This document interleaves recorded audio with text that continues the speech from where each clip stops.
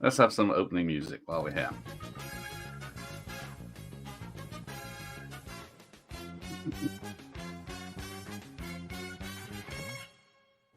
Hey, there we go. Excellent. Right. Welcome, Jason. Hello. The Blues Brothers has nothing to do with what we're doing tonight. But I think the Bond people are very litigious, so you have to be careful what you play. So I couldn't put the Blonde theme on, but we've got a viewer already, Mike from Did You See That? And he's happy to see you at least. So yeah, go sub to Jason's channel while he's here. Well, thank you. I appreciate that. He does like his music. A bit of a Beatles fan, I understand. Huge Beatles fan, yeah. But they're ours. You can't have them. I was gonna say they're big in the UK, right? Not anymore. Not as much, I don't think. Not anymore. Not as much. Well, Mike's not a Beatle fan. He's from England, so not everybody, but no, he's literally around the corner from all your favorite landmarks, like the Cavern and Strawberry Lane and all that, and then he won't even think twice of going. That's crazy. Yeah. Mr. Dan and Horror, welcome. Now, how much of a Bond fan are you, though? I think I'm a fairly big Bond fan, I would say. I've seen all the movies, of course, and I'm more of the Sean Connery, Roger Moore era. I have a lot of nostalgia for that era of Bond because I remember as a kid they used to play like James Bond marathon movies on USA or TNT over here in the States. I don't know if you get that in the UK, but they would play these marathons, and I would sit there and just watch James Bond marathons all day. You know, when I was, a kid, and there, it was like a Saturday, and I didn't have to go to school, and I would just sit and watch TV all day, and I just was, so enamored by the James Bond series because it was, action series. I loved action movies, and James Bond was just so cool with the gadgets and the plots. And I guess I love the Sean Connery, Roger Moore eras. I love what I love about Bond is just how silly and crazy it is at times. The plots, the villain trying to take over the world, the henchman who has some kind of superpower, I think it's all great. Like I love the more campy it is, I guess the better I like it. And so when you get to the later ones and they get more serious, I'm not into them as much. I'm like, it's too serious. Like I need some fun. I need some comedy also, some good one-liners in there and all that. So yeah, I'd say I'm a fairly big fan. Good, that's the correct answer because sometimes people, I've seen some of the Daniel Craig ones. I've never been interested in the ones, but and then we got there's 101 Bronson who joins me for most of my Bond live streams. Mm-hmm. Let's see what he says about the music. But yeah, that's what we're going to talk about tonight. A bit different because you're a musical gentleman and you know more about music than I do. So yeah, Puggles here. Hoping to hear some love for Aha. Well, we shall see. Aha, yeah. No spoilers. I know. I'm sorry. Possibly shocking. Well, I wasn't sure how much you were into music. I know. I'm an American. Do you get many Americans on here? Yeah, well, you got a Dutchman saying he's a Bond fan. You got an American Dutch Bond fan. Is Bond pretty big in the UK? Because it's kind of an English thing. Well, I would say not as much these days. It's probably more universal, international, I should say, not universal these days. But everyone, because I was old enough to be brought up on, like it was on the telly and it was a special event. But everyone else now, it's everywhere. Well, I guess it's on Amazon now only, isn't it? It used to be on TV a lot, but not anymore. Yeah, I just watch the Blu-rays nowadays. So yeah, exactly. So, because I suppose, they used to be on the telly before the VHS, and then they were only on limited VHS, and they came out in a collection in the early 90s. I got a box set of from Dr. No to GoldenEye. There's a box set. So I think that was the first time they were all together. You could watch them all in a row. Uh-huh. But I guess that's 30 years ago now. So Yeah. Oh my gosh, you're right. I'll just show off some of my thing before we start about the music because I got some CDs here. These are physical media discs. I had this originally back in the day, but lost out on it. I think I got rid of it when I got rid of all my CDs. But this just goes up to typical, so in no particular order. I want to see what the latest ones. This seems to be the 70s and 80s. Yeah, the 30th anniversary collection. Then I've got this newer one. So this is the best of James Bond, which has all the songs. I don't know how it's the best of, and it's got.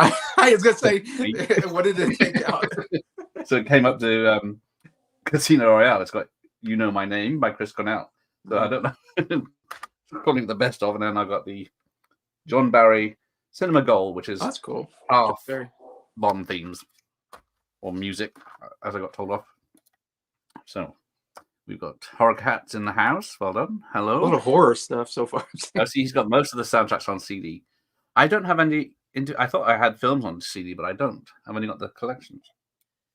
I want to get the best of is what I definitely want to get at some point, which has all the Bond songs. Right now, I have it on Spotify and I listen to it on Spotify. Yeah, exactly. That's how I listened to them all again today because it was easiest just to Spotify them. Yeah, I was listening to Spotify today and just the greatest hits. So this one goes up to For Your Eyes Only. Okay. Clang, clang, lang, lang, lang. And this is. I was proud to get this one. Oh, that's cool. Goldfinger. Yeah, that was nice to get. That's great. Pushy galore.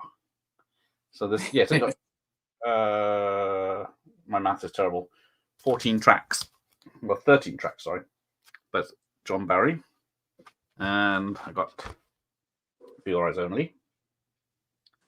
So that's Bill Conti of Rocky fame. Yeah. And then Live and Let Die. That's the latest one I picked up.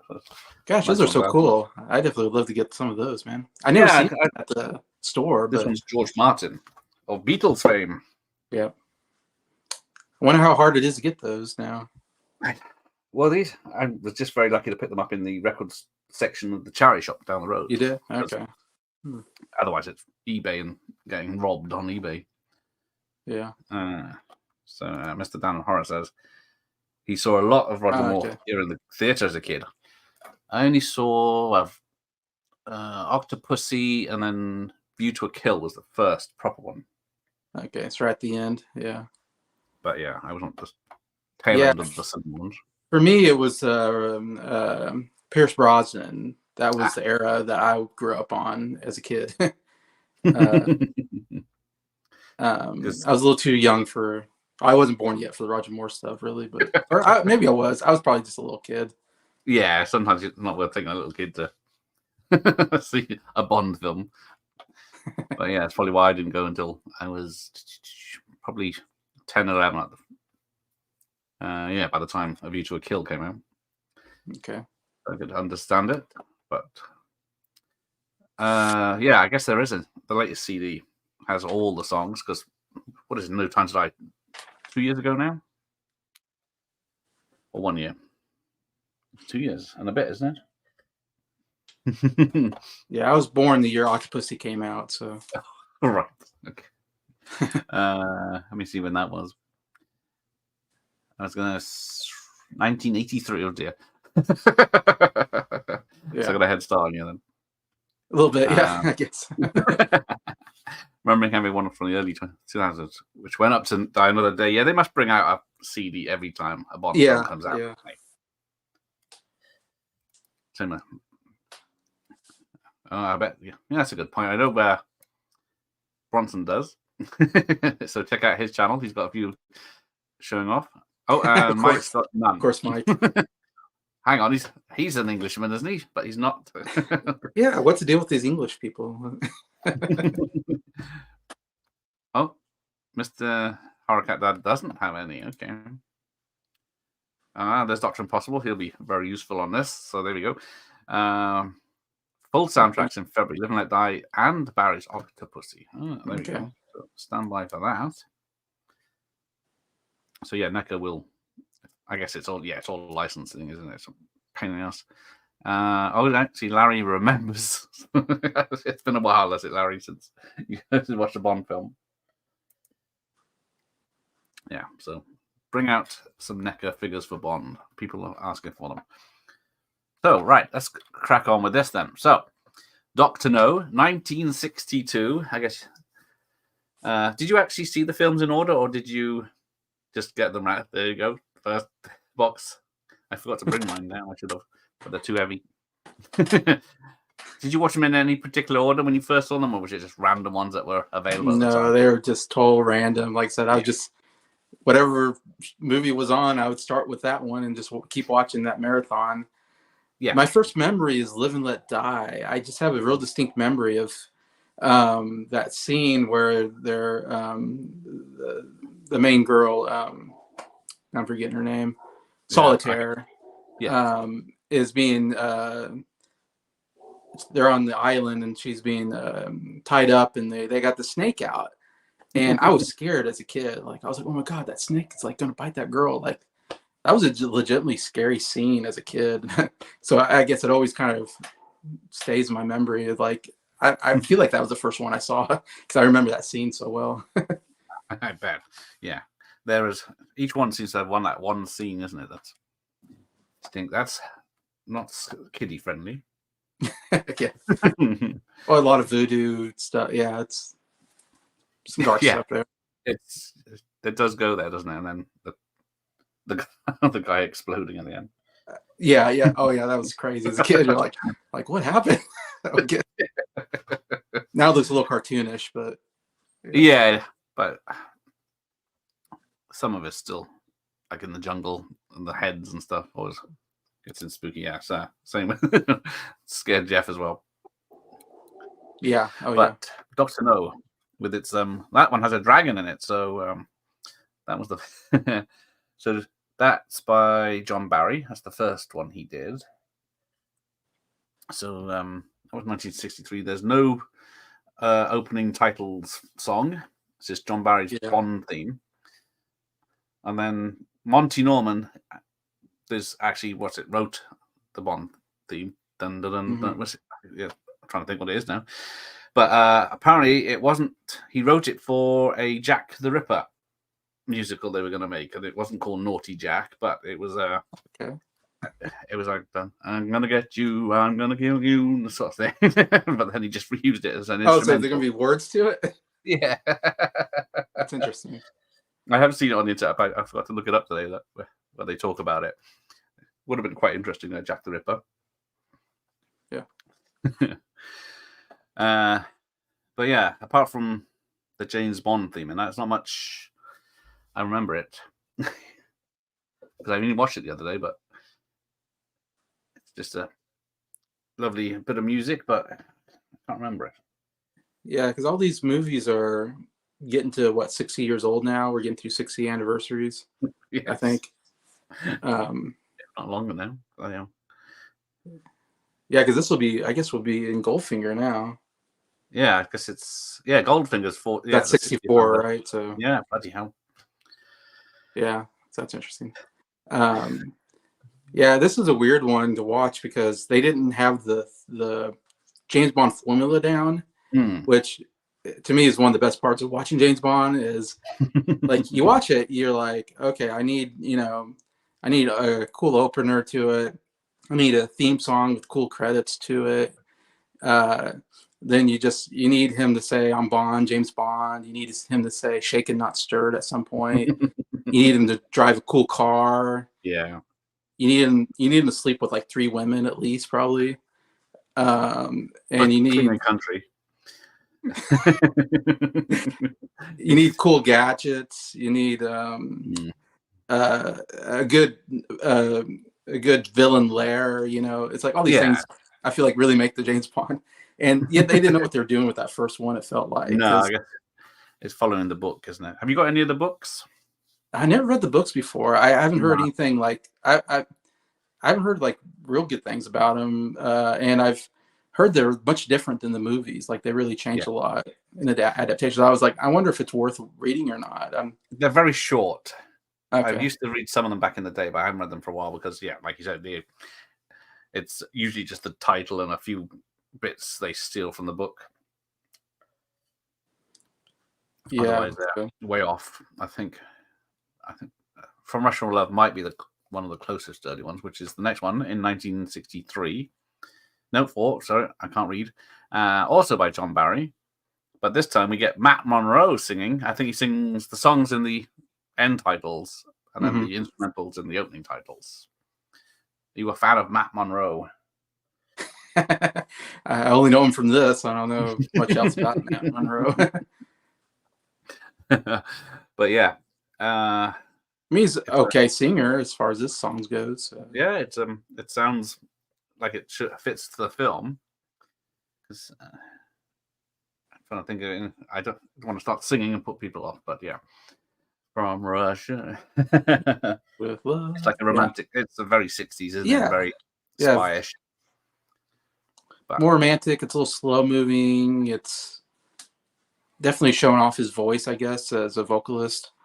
I don't think they quite got the song down right at this point. I think the next movie they'll get it down where it's like, okay, this is the style we should be going for on a James Bond theme song. Yeah, it's okay. It's not one of my favorite, I would say, as a James Bond theme song goes, but yeah, because I forgot to mention in Jeff says Underneath the Mango Tree and the jump up songs, right? The original, aren't they? Underneath the mango tree, my honey. Yeah, he sings that when he meets Ursula. Yeah. Yeah. Or honey. What's it? Honey. Yeah, nice. Honey something, I think the name of the character. Yes, Honey. I was to say Honey Galore, but that's way off. But Channel M is here. Hello. Welcome. Honey Rider? Is that it? Honey Rider? Honey Rider, that's it. Well done. Okay. See? But so from... Yeah, so like you said, still not got the formula down until we get to 1964's Goldfinger, which good old Shirley Bassey. I forgot. I've been showing off my Blu-rays. Oh, yeah. Okay, I forgot. Yeah, there's some nice covers there. Yeah, I love the covers. Love the Aston Martin there. Yeah, you can kind of VHS ones are a bit lame for the re-release. But I guess, hang on, what's it? That is one of the ones I've got, isn't it? Yeah. So that even that picture is not great because I'm superimposing them onto the gold body. I think that's in the opening titles, though, isn't it? Lyrics by Leslie Bracus and Anthony Newley, with music by John Barry and Bassey. But there isn't much information on any of these songs apart from when they came out, and because Shirley Bassey has sung 3, isn't it? 3 she sings altogether. That's the first. Yeah. So there we go. Then we get to You Only Live Twice. You skipped Thunderball. No, Thunderball. I can't read. Wait a minute. I'm reading the dates, and 1965, still John Barry. And then we get Thunderball. There we go. Which very long film. Yeah, it is. Tom Jones, another Welsh person. Especially the underwater scenes. Yeah, they do drag. I am with people on that. As good as the films are, did we need like an hour of underwater footage? But going back to Goldfinger, yeah, that's definitely to me that's like the gold standard, so to say, of what a Bond song needs to be. I love the brass. I love a song that has that horn section or the orchestra section in it, the string section. It just makes it more epic feel of a song that you want. You want a really memorable song in that title to really. Yeah, I'm just having a look. See, to make it memorable. It's very loud, isn't it? Very bombastic. Yeah. And then Shirley Bassey's on top of all that brass. Yeah, I love that. It's got a hell of an opening, isn't it? I wish I could play it now, but this would be a very short and she has like this really cool way she sings it, and she can sing too. She's got a good voice. She does. She hits that high. This is the one where she hits that big note at the end. I think she passes out or something like that. I think that's the Tom Jones one. Well, could be. That's Tom Jones. That's right. That's Tom Jones part that in Thunderball, apparently. And I think Jimmy Page was like a session guitar player during this. Ah, And they did this in Abbey Roads, because I remember watching a documentary on Abbey Roads a couple years ago. okay. That was done by Paul McCartney's daughter, about the history kind of Abbey Road Studios. And I remember them talking about this. I think they played this like in Abbey Road Studios or something like that. And Jimmy Page was there before he became a big, name. So Yeah. thought that was cool. Yeah. I guess they have to start somewhere, don't they? Yeah, you can start somewhere. Uh, Sorry, I went back there. I know you're talking no, about. I forgot to mention all that. I'm trying to think if it doesn't say who it's. It says it's conducted, but it doesn't say which orchestras or anything they used. Yeah, and I mean, what do you think? Tom Jones, I thought, did a good job on this, on Thunderball. He is good, but also Jeff says both of them passed. So yeah. Okay, yeah, I was gonna say, I think they hit a big note. Those notes. That's no problem. But yeah, for lightweight like those two, imagine just passing out singing a song. I would quit before I passed out, but I guess I don't know. They're dedicated, I guess. Yeah, they've got to be. But I think Thunderball is a good song for it. Kind of explains who Bond is, Yeah, it's a story one. That one, isn't it? I guess a good description of Bond that as well. The lyrics tell you all about the bad guy. I don't know. Like, isn't it like he walks or he runs or I forget. It's all these real cool descriptive words in there. I really like it. Just like how cool James Bond is, I don't know if that has anything to do with Thunderball, because Thunderball is like the name, I think, of a nuclear weapon or something. There's the boat. I can't remember now.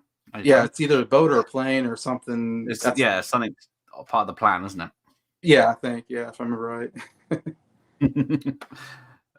It's not one I watch a lot because it is so long, and as much as I love Connery in it, in his wetsuit, because yeah, he gets the red wetsuit, doesn't he? And everyone else gets. There's the teams get their different red suits. Yeah, and they show a lot of leg though, if I remember right. Kind of weirdly. Yeah, just a lot of him cutting people's air supplies. So they have to abandon it. I mean, it's most memorable for the opener with the jetpack, I would say. But yes, the jetpack. That's probably the best part of it. Yeah, because have you seen? We did it the other day. Never Say Never Again, the remake from '83. I've seen it, not particularly great, but I left it off this list as well because even the song is not great. The song? Yeah, because it plays over the opening titles, and I can't. Luckily, when I had to do it for a watch party, it was an earworm, and I've got rid of it now. So luckily, I can't remember it. Yeah. Right. I try to forget that movie. Luckily, it has less underwater action. Yeah. I think they complain about that one is and people underwater can't move fast, so action underwater is not fast. Mm-hmm. So you can't make it exciting by people trying to punch underwater. Yeah, never say never again. It's going to be a while before I leave that. Yeah, good job. Yeah, Jeff was the one with me on that one because it was to celebrate 40th anniversary was last. What do you think about Casino Royale with Peter Sellers and David Niven? And I've only seen it. I've only seen it fully once. I think. I don't think I've ever watched it. But it's not really a Bond movie, but it's kind of in that. Yeah, was it era. When you got Woody Allen as Jimmy Bond or whatever? Woody Allen. And it's very psychedelic from what I remember, and all flashing colored lights and weird sets. And one day I'll watch it again just to see. I know everyone slates it, so. All right. Then we get on to You Only Live Twice in 1967. So they've been once a year until that. There it is. With his syrup.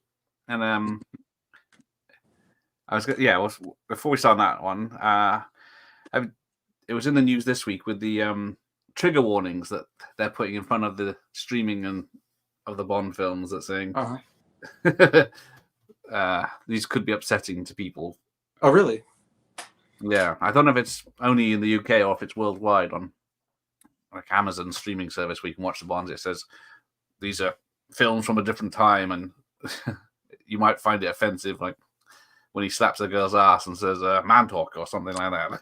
In Goldfinger, yeah, he does that. Man talk, yeah. And yeah, it is a little cringy when you watch it. You're like, Yeah, that doesn't work too well. But I don't need to be warned about it though. I doubt anyone that would be offended would be watching it anyway. They're going to accidentally put it on, aren't they? I mean, he sleeps around, but I mean, he saves women, and and they seem to like him. So yeah, I think in the earlier ones more died, didn't they? So in Goldfinger, he does slap women around though. I don't like that part. Maybe the Sean Connery era. Well, to be fair, some of them are trying to kill him. So exactly. Oh yeah.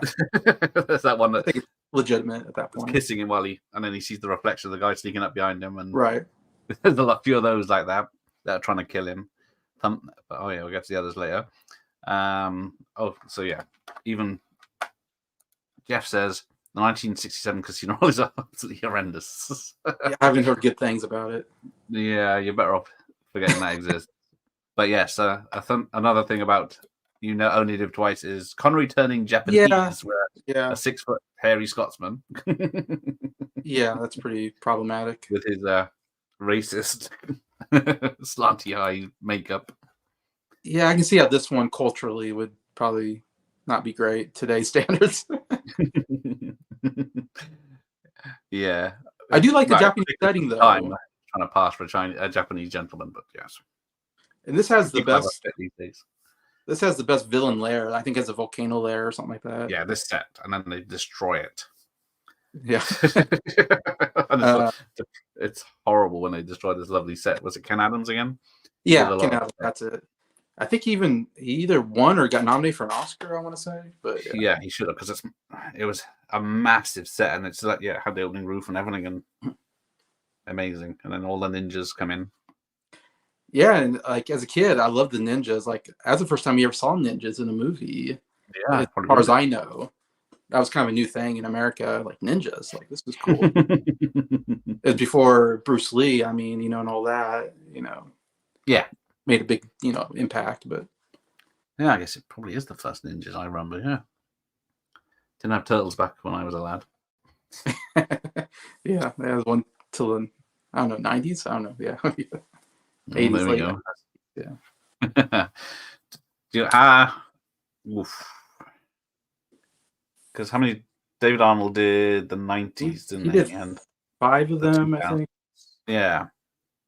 Barry did 11. He's the GOAT, I mean, for sure. Yeah, I'd always pick Barry to something to listen to. But I like David Arnold too. He's very good. He is very good. Yeah, I will give him that, because John Barry did 63 to 71, ended Diamonds Are Forever, came back for The Man with the Golden Gun, came back for Moonraker, then back again for Octopussy, View to Kill, Living Daylights, and then David Arnold came in for Tomorrow Never Dies, World's Not Enough, Die Another Day, Casino Royale, and Quantum of Solace. So, but yeah, I'd go with John Barry. I like the old classical bits more than the techno style of it. Well, he set the standard, John Barry, for sure. He did. Yeah. He had a head start, bless him, with 6 films before anyone else even took over. All right, Mike. Oh, we're going to get to that one, are we? I said we're getting that one already. We haven't got to it yet. Are we ready for that yet? I listened to them all today just because I knew that would come up. Yeah. And I think it's it's got to be Die Another Day, I think, Madonna. I couldn't get into that. For me, it's No Time to Die, easily. Oh, the Billie Eilish one. Yeah, I can't stand Billie Eilish personally. It's just, I just think she's boring. I don't know. I do listen to some of her other songs today, but they start off all right. Like No Time to Die starts off all right, but then it does go off and then all of the music, other stuff comes in and spoils the song. So, but so how do you rate Madonna's? Is that on the bottom of your list as well, or is that?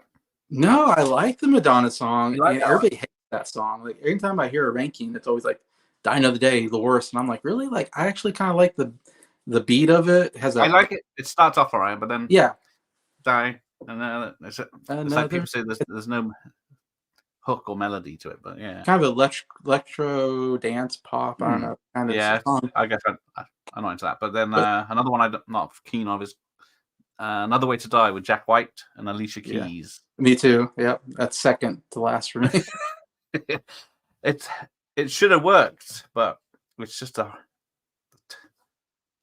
song is what's the melody, isn't it? There's nothing. Yeah, yeah, It goes up. It's all over the place.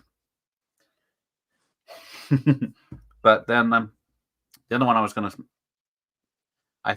was thinking Sam Smith's Writing on the Wall, but yeah. then it's fine until he goes high. But then Go high. that spoils the song for me. He's fine all the way through, and then it goes. It's a little slow moving. Again, I tend to not like the slow moving ones as much as Okay. I like the more faster paced, exciting ones with horns or string section. I love in a James Bond song, and Yeah. and like I said, a good chorus that you really catch on to that hooks you into it. I don't know. Okay. Well, while he's here, we'll say which is your favorite then.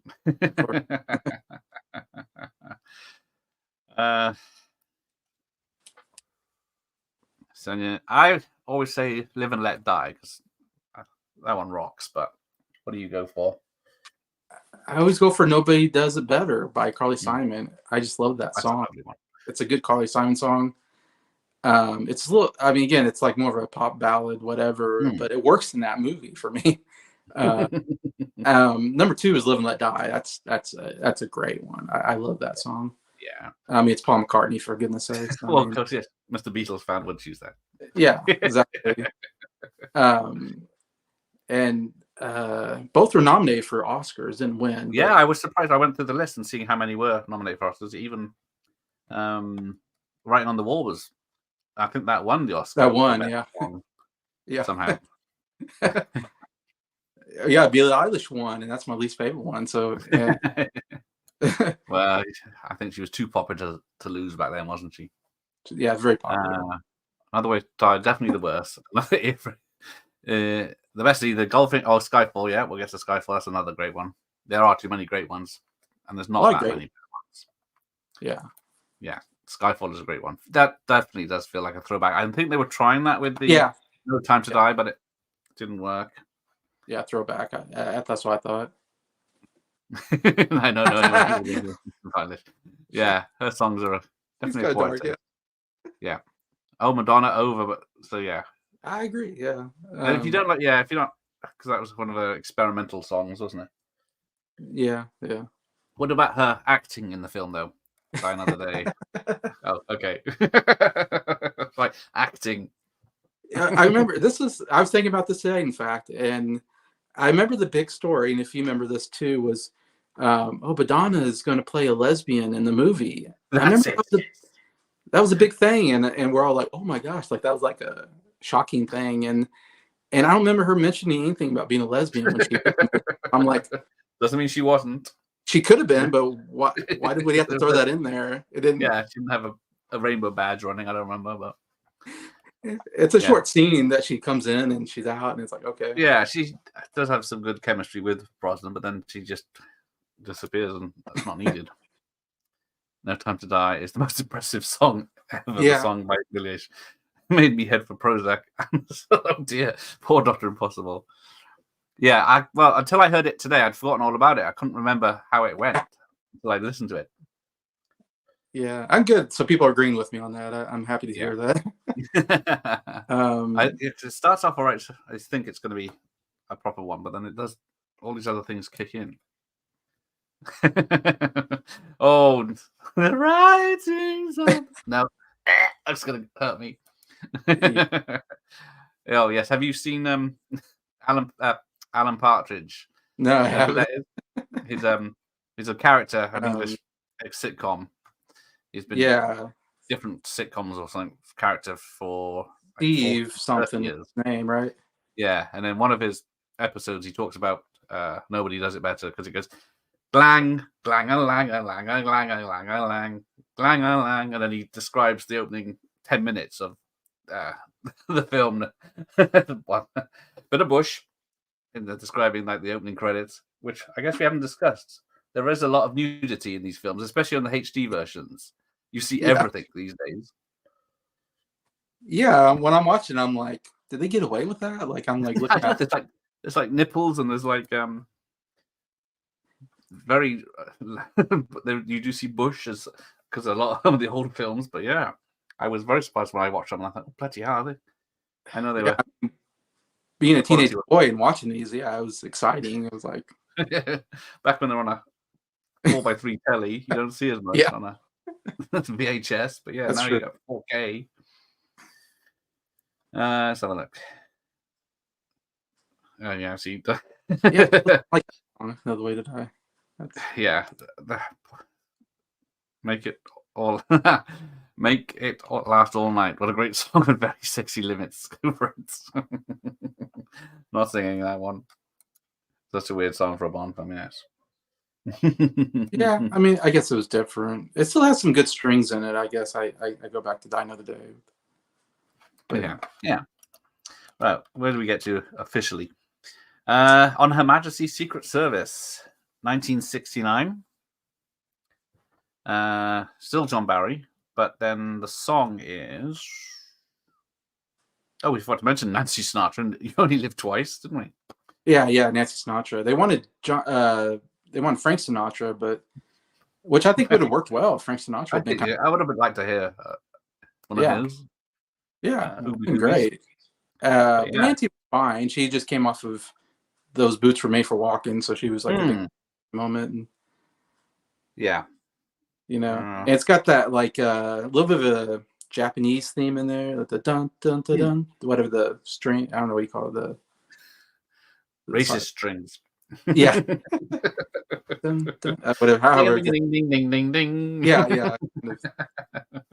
Yeah. But I think I forgot to mention, Louis Armstrong's "We Have All the Time in the World." I do love that song. I forgot to mention that as one of that is high up on my list. Okay, yeah, that's a good song. It's such a nice, sad song eventually, but I know they brought some of it back for "No Time to Die." Yeah, that's right. They did. Yeah, call back that in. So yeah, that's another long film. That's a 2.5-hour film. Yeah, I'm not big just because I don't care for George Lazenby. He just doesn't do anything for me personally. But yeah, I know it's Jeff's favorite film of Bond film.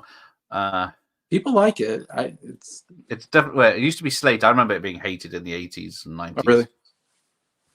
But I can appreciate it now. But yeah, he is not he's not a great presence. I just don't think he was an actor. He was just no, he was taken on as a model, wasn't he? Yeah, he was like a model or something. And then I don't know, because Sean Connery I think is a good actor, and I think even Roger Moore does a good job, and Pierce Brosnan I think is good. Roger Dalton, Daniel Craig, they all could act. I feel Lazenby just isn't an actor. Yeah, that's my feeling. Yeah, it's a shame. I thought Bolero was super sexy. Is that the Bo Derek film? The Bo Derek film. Yeah. Oh, see, yeah, there he is. His favorite soundtrack is a great Barry soundtrack. Yes, because the title track is just the titles. It's an instrumental. It sounds like Barry. So it's very odd that they did that instead of a. I don't know if maybe it was too hard to find to work in a song with that long of a title. I don't know. But. That is very true. On Her Majesty's Secret Service. We'll be passing out trying to sing that one. Stop getting Bond wrong. Everyone do this with your hand. There's a gun barrel. That's the Alan Partridge joke. Alan Partridge, yeah.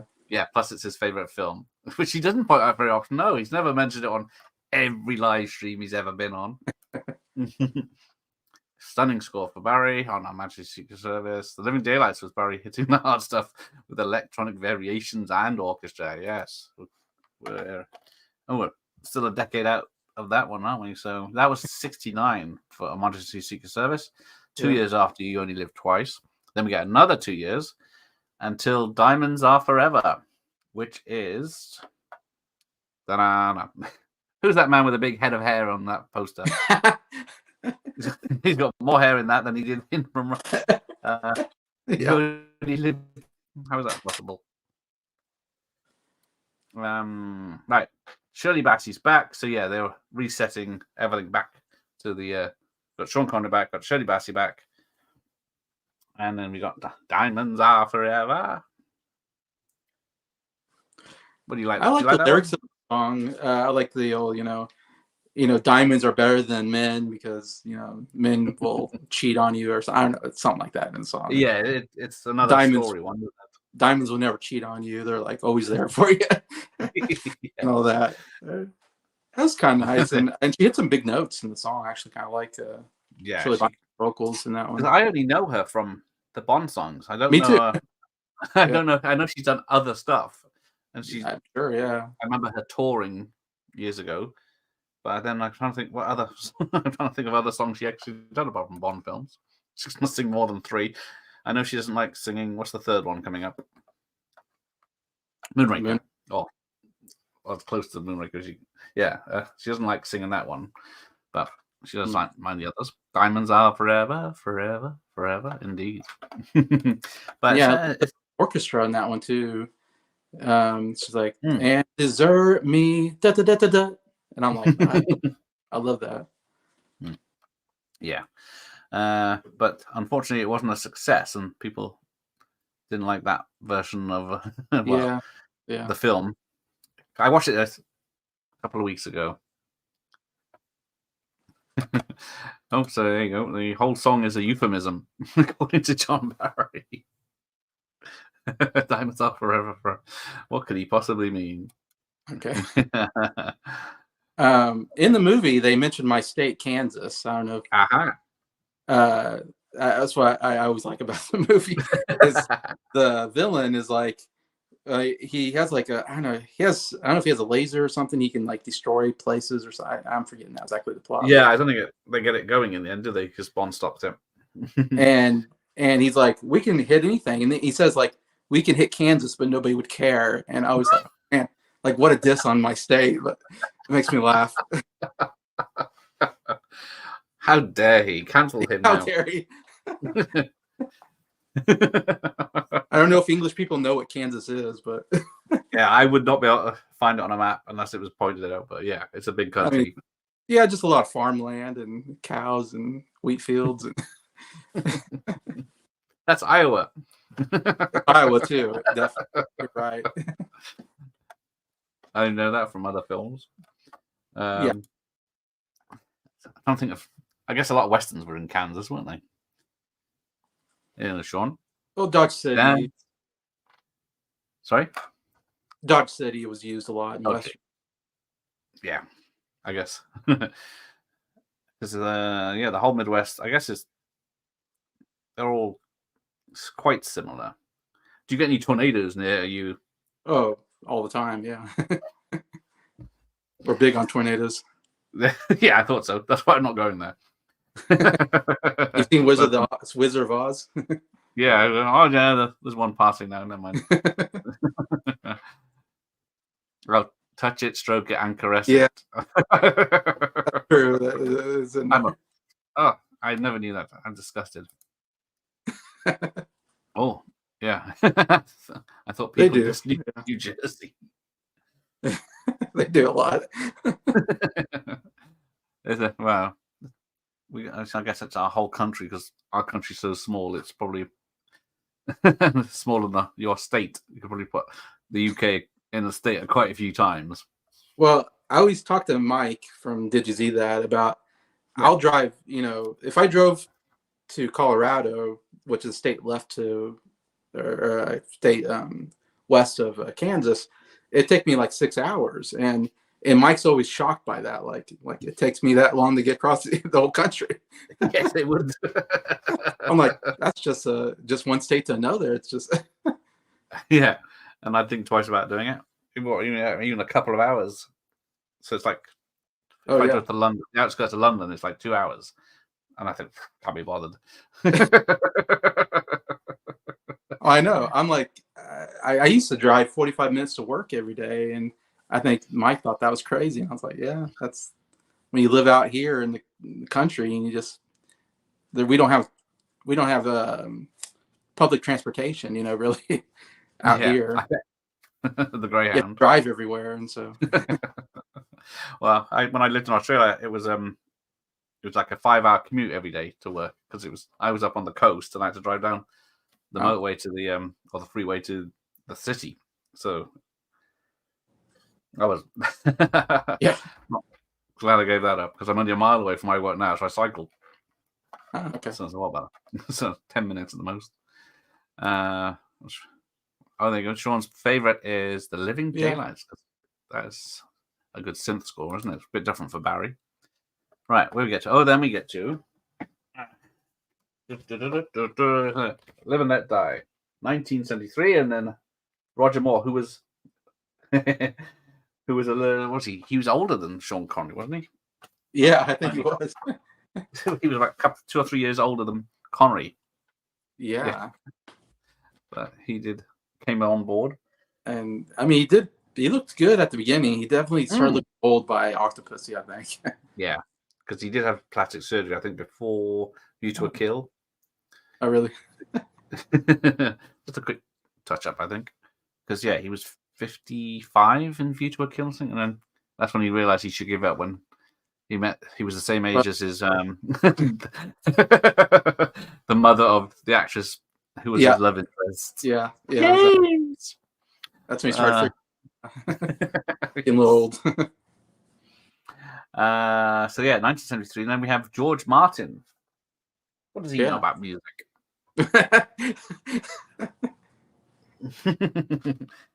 Is he a producer? I think so. He might have made some. Yeah. So why did I guess the Beatles had broken up by then. That's why they didn't do it. That's why we had only one of them. Yeah, man, the Beatles. That would have been cool if they got them for a score. That's an opportunity. I think he makes a joke. Isn't there a joke in Goldfinger? In Goldfinger, yeah, it's Goldfinger where he says he disses the Beatles, which I hate. He disses the Beatles, so yeah, they're done now. How could he diss the Beatles? I guess James Bond was like part of a different generation, I guess. Yes. Yeah, didn't understand the Beatles. I'm like, everybody loved the Beatles. What are you talking about? They're the biggest thing in the world at 1964.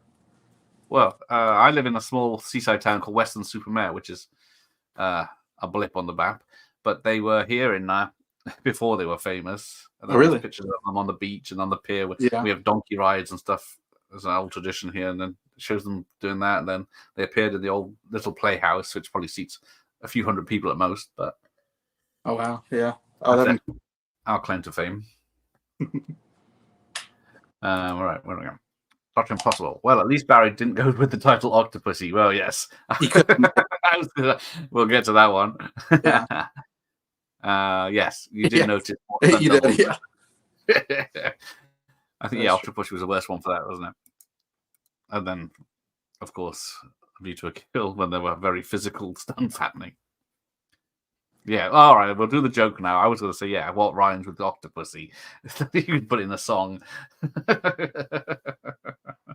They thought they'd never get away with calling the title that, but they didn't get called up on it, apparently, when they called the film Octopussy. They were expecting trouble. I would say it's probably the worst Bond title, I think. In my opinion. Sense at all, does it? It's weird. I don't know. You're like, what's that? Octopussy. It's Octopussy. Oh, thank you. Title track, yes, Live and Let Die. So. It's iconic. Bond. But yeah, performed by Paul McCartney and Wings. Yeah. But yeah, there's only 14 tracks. So yeah. Yeah, it was a big hit song. It was first one. I feel like it was written by the person that sang it. Usually, the person that that's write the title song, right? Yeah, that's a good point. Yeah, I can see that now. But yeah, it's a great. It's another favorite. Yeah, it's a funky rendition of Bond theme. Yeah, he throws a little bit of reggae in there because the movie takes place in Jamaica, I think, at one point. Makes sense. So it was kind of a cool idea. I've heard him sing this live, actually. He played in Kansas one time. He's only played in the state of Kansas once, and that was back in 2017. And I went and saw it in Wichita, Kansas. And he played the song "Live and Let Die," and it was one of the best experiences I've ever had because when he does the "Live and Let Die," they shoot off these cannons. Like it was the loudest thing I've ever heard. Like it hurt my ears. Like my ears were ringing from these. I bet. And then there's fire that comes up from the stage when they "Live and Let Die," boom, and I could feel the heat from the fire. I'm like, oh my god, like that's hot.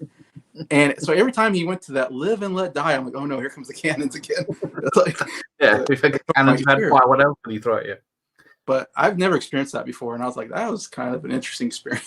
I've never seen that much, stage, stuff, in a song. Yeah. Really cool. Really cool. Oh yeah, that would have been awesome to see him play that. Yeah. Yeah. I've never. Well, we'll get to who I've seen later. Plus, it is a blaxploitation film as well, so that is a very interesting part of it. Yeah, I'm guessing what Shaft was popular at this point, maybe, or what? I don't know. I don't watch those kind of movies, I guess, but yeah. I guess there's Foxy Brown and Coffee and those sort of films out, and Shaft and everything. Yeah, so they're probably playing off of that, I'm guessing. Which composer would you love to see a score of Bond who's either dead or alive? Roy Budd, but he never got asked. But his scores are remarkable. Yeah, so I think I'll leave that one for you because you're the expert. Beethoven or something like that. Yeah. Dead or alive? I'm trying to think. I know because I don't know if John Williams is my favorite, but I don't know if he would work in this kind of style or. Because we've had Bill Conti's done one, John Barry's done loads, Hans Zimmer. Hans Zimmer did one, so that's a great one. I mean, I always love a bit of Zimmer, but I'm trying to think who else. I guess Michael Kamen's already done one.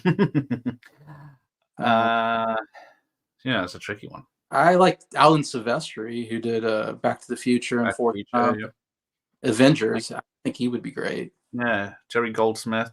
Jerry Goldsmith would be great, I think. Yeah, he does some good action stuff.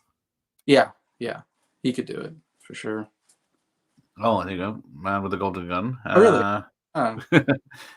Yeah, good old Lulu. Yeah, what used to be my favorite film because it was so. I guess it had the little guy in it from Fantasy Island and stuff like that. But I can see its problems now. Yeah, it's not right. Doesn't rank high in Jeff's now. Ennio, of course. Okay, that would have been interesting. Yeah, he's a good. What about maybe John Carpenter could have done something? Carpenter, the Bond track. Yeah, if they were doing the synth scores of the 80s.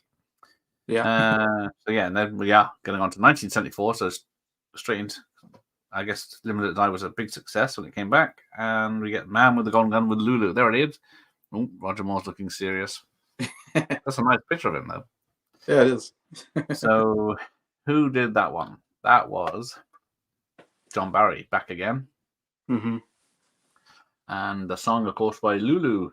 Do you know who Lulu is? I was trying to think who Lulu was. Did she do what's it called now? She did a version of Shout.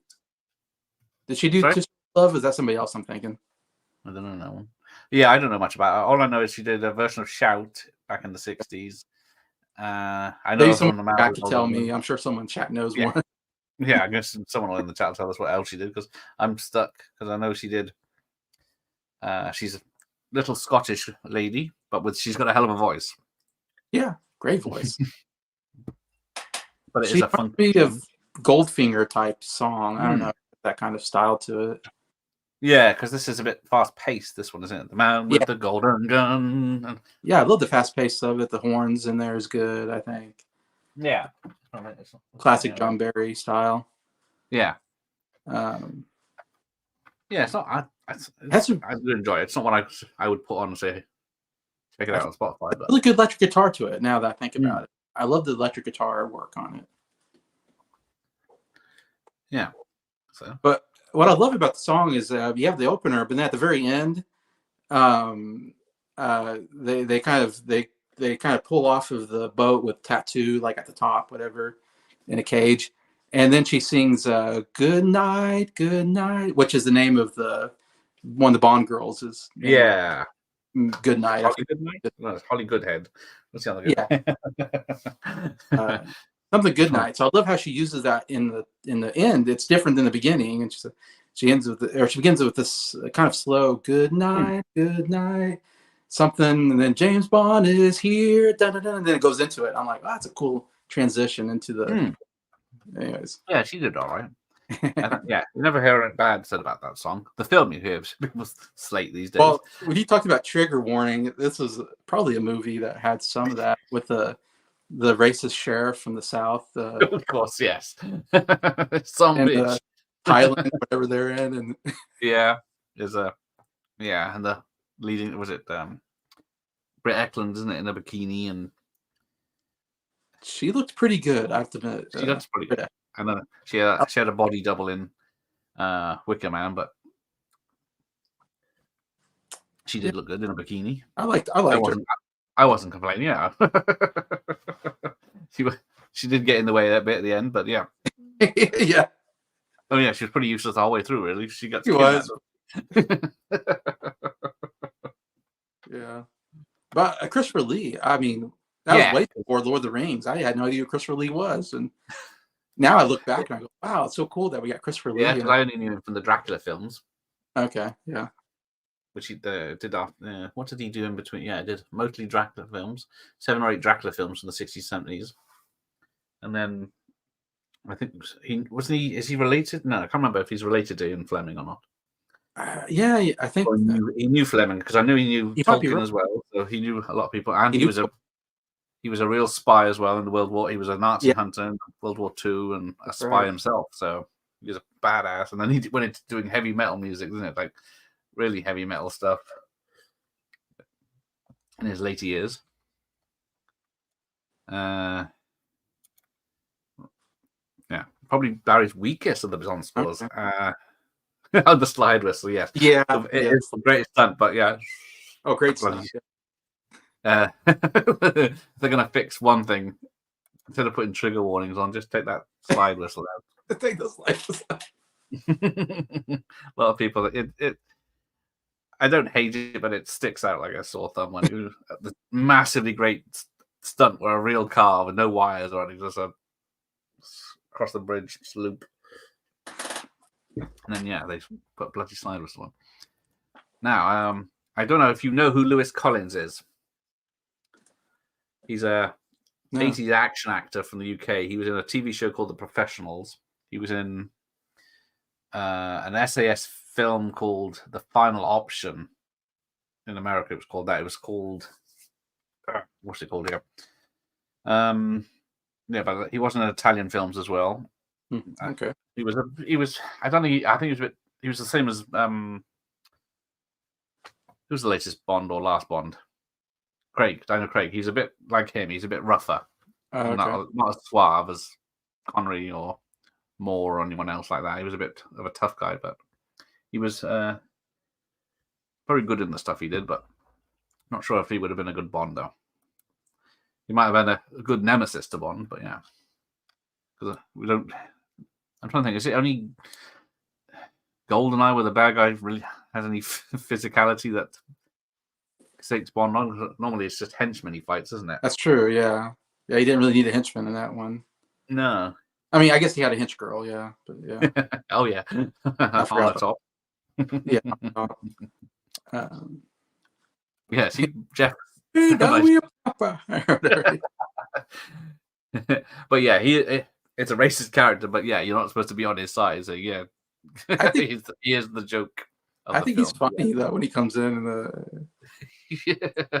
whose And side are you on? You know, or something. then, listen now, boy. Listen, yeah, no boy. Yeah, Clifton That's James. how Americans speak all the time, isn't it? Yeah, he is He's great over in the that. top. It's He's funny. yeah, over the top. You're not supposed to take him seriously at No, all. I agree. And then everything gets trashed. You're that secret Um, agent, man, or something. or like they're gonna do that stunt. He's like, "You're not gonna." Oh yeah, boy, or something. Roger Moore tries to use the Southern accent on him. Yeah, that didn't work. That's more offensive than anything. Then we get to another three. There's a 3-year break now. 74 to 77. The Spy Who Loved Me. What I got? I always confuse The Spy Who Loved Me with For Your Eyes Only. There he is. And You're right. All these titles is just the picture of James Bond. They're not very good. Yes, I know. These Blu-rays I've got. Oh well. They're a good picture of the character, but yeah, they don't specify what the film is. No, it's just him. You don't. All right. You don't know it. You could pick up any of them. So where are we? 1970. What did I say? The Spy Who Loved Me. So that is Marvin Hamlish did the score. Yeah, not John Barry. Yeah. He was busy doing something else. I remember reading about guess. Yeah. In between films, he took a break. So a 5-year break between Bonds. But yeah, I can't say it's a memorable soundtrack or if it's. I don't remember much about it. But the song. Nobody Does It Better is great. Yeah. Carly Simon. Yeah, it's a big hit. It could have been just, I mean, it was really just like a Carly Simon, you know, it could have been just a pop song on the radio. It Yeah, it was. Fit her perfectly. It does actually have the title in the lyrics, does it? No, The Spy Who Loved Me. Yeah, you're right. But yeah, it's a good one. Yeah, it was Oscar nominated and Grammy nominated from what I've seen. It was a big hit. It was a hit. I remember that being on the radio. Yeah. And I like that it's kind of, the lyrics are kind of from the viewpoint of like a Bond girl or something. I don't know. Like, yeah. Talking about how great Bond is. I don't know. I kind of like that. Yeah, just in case she hasn't met him. All the girls love him. I mean, yes. Yeah. It's ultimate Bond anthem, isn't it? Nobody does it better. Half as good as you. Baby, you're the best. Everybody. I wasn't watching. Somehow you. No one's still joining in. Okay. Just great. Me again. That was a great song. Yeah, I do like that one. Because then 1979 Moonraker. So there's a big jump again. 2 years. There he's strapped in. He's trapped in the thing, so I guess that's something. Yeah. So we're back to John Barry. And the song is Shirley Bassey doing Moonraker. Back to the name of the film. I wonder why they went back to Shirley Bassey, of all people. But I don't know. I don't know if it's trying to get back to where it's hard to say. It was because if you look, what was it? The end of The Spy Who Loved Me, it does say the next film is For Your Eyes Only, I think. Oh, really? Okay. Yeah, I think it does say James Bond will return For Your Eyes Only, but then Star Wars was a massive success. So we need spaceships and freaking laser beams. So laser beams, yeah. So we need to up our game, and I guess Moonraker. I know the book, or is it a short story? I can't remember now. Has probably nothing to do with anything that happens in film apart from the name. Is it like Dr. Goodhead? Is on the title, but Drax, of course, is a great villain. I do like him. He's so polite. Yeah, he's, I want to say a good gentleman Englishman or something, or whatever he is. Yeah, is he supposed to be French or something? Is he? Is he French? French? Chateau, isn't he? But yeah, he's just trying to wipe out the earth so he can bring back all the blonde people, the Aryan race. Race kind of thing, isn't it? Now, is that the one? Yeah. Does George's girlfriend have braces? Good looking blonde with the pigtails, yeah. Yeah. I think you're right.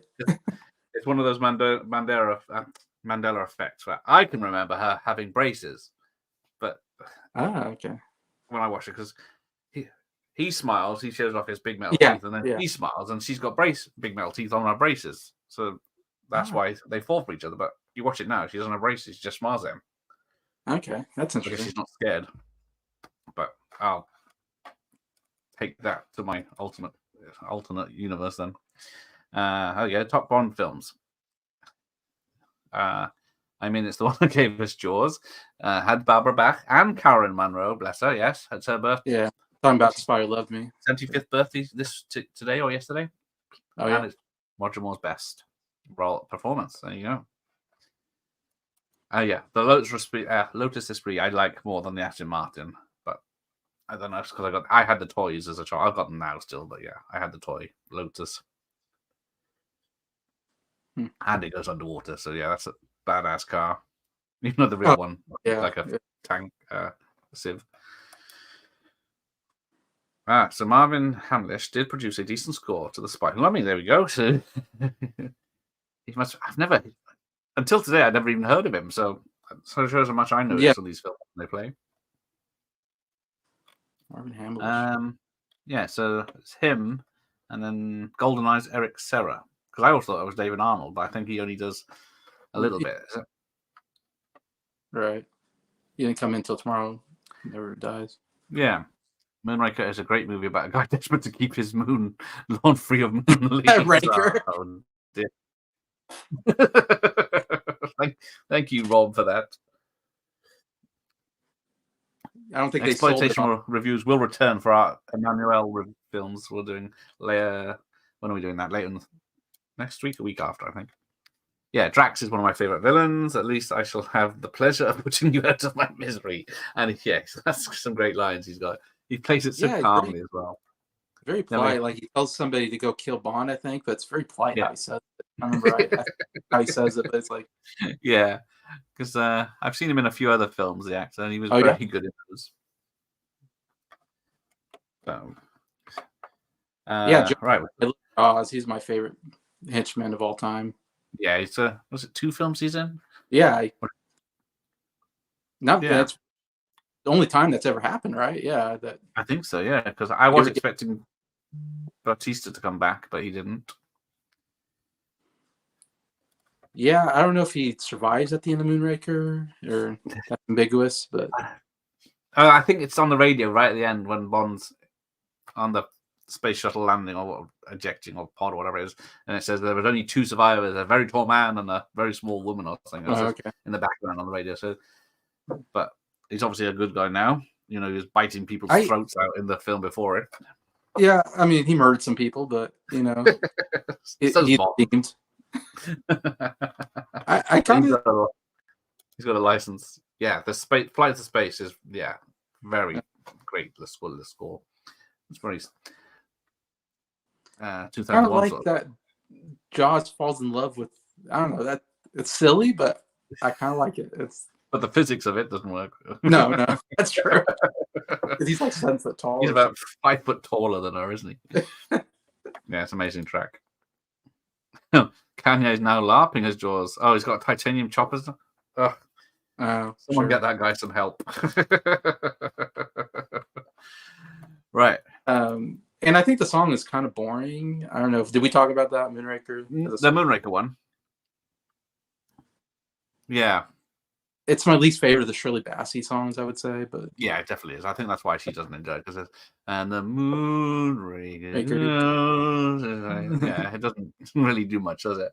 No, where are you? And I'm like, what is yeah, oh dear.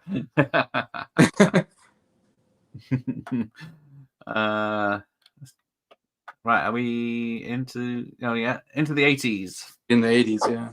Back for your eyes only. The Bond done again. Who did this? This is Bill Conti. Yeah, title song performed by Sheena Easton, another Scottish lady. Yeah, like Lulu. I guess she was kind of popular. I don't know much about Sheena Easton. She must have. She was made I think she won a singing competition or something in the UK, and then went off from there. But I only know this song and the stuff she does with Prince. I don't know. Oh, okay. I know she's probably got a few songs of her own, but for your eyes only. Yeah, it's a lovely song. I like it. It's a good pop song or whatever. Yeah. Jeff's talking about Moonraker. The film's absolutely bonkers. Let's look at the part with the score. Yes, I know John Barry had some problems in the 80s with some of the scores, but we'll come up to that in a minute. But apart from, nobody does it better. It doesn't have the For Your Eyes Only. So I always get those two films confused. Yeah. But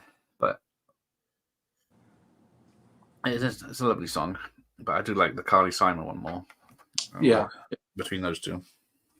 Definitely. But this was a hit song on the radio, and it was nominated for an Oscar, surprisingly. One of the few of this period. So it did well. I mean, it did. Yeah, we're starting to get in the ones that became more hits now, I think, of the 80s ones. Sheena Easton is the Cyndi Lauper of Madonna. Cyndi Lauper Madonna's, was it? Or is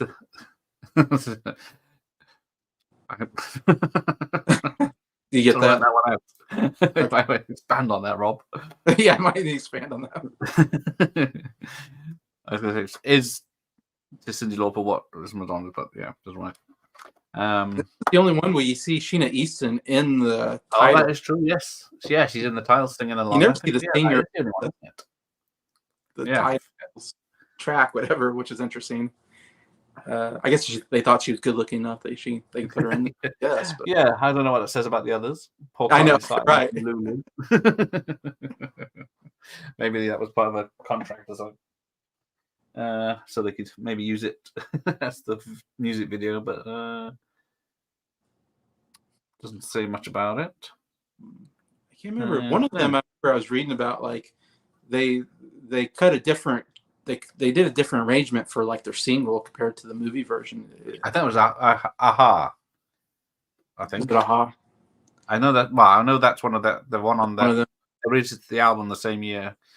It was either album different, but it could be other songs as well, for all I know. Yeah, which I thought was kind of interesting. They're like, yeah, let's do a different cut for the single or something. I need to check it out because they say that it's different, but I only know the one in the film. So, second favorite of them all films. There you go. Definitely the most gritty. Yeah, that's when he's taking out everyone. He's pretty badass and is not wearing his flares in that one. By the look of it. I think it's his last good film of the Bond series, in my opinion. Yeah. It's a serious film anyway, isn't it? Compared to 1983's Octopussy. So, who did the score? That is John Barry back again. There he is. Oh. It's gambling. Baccarat, or whatever it is. Or Backgammon. I've never played... I think I played it as a child, but I have no idea how it works. Yeah, I have no idea how it works.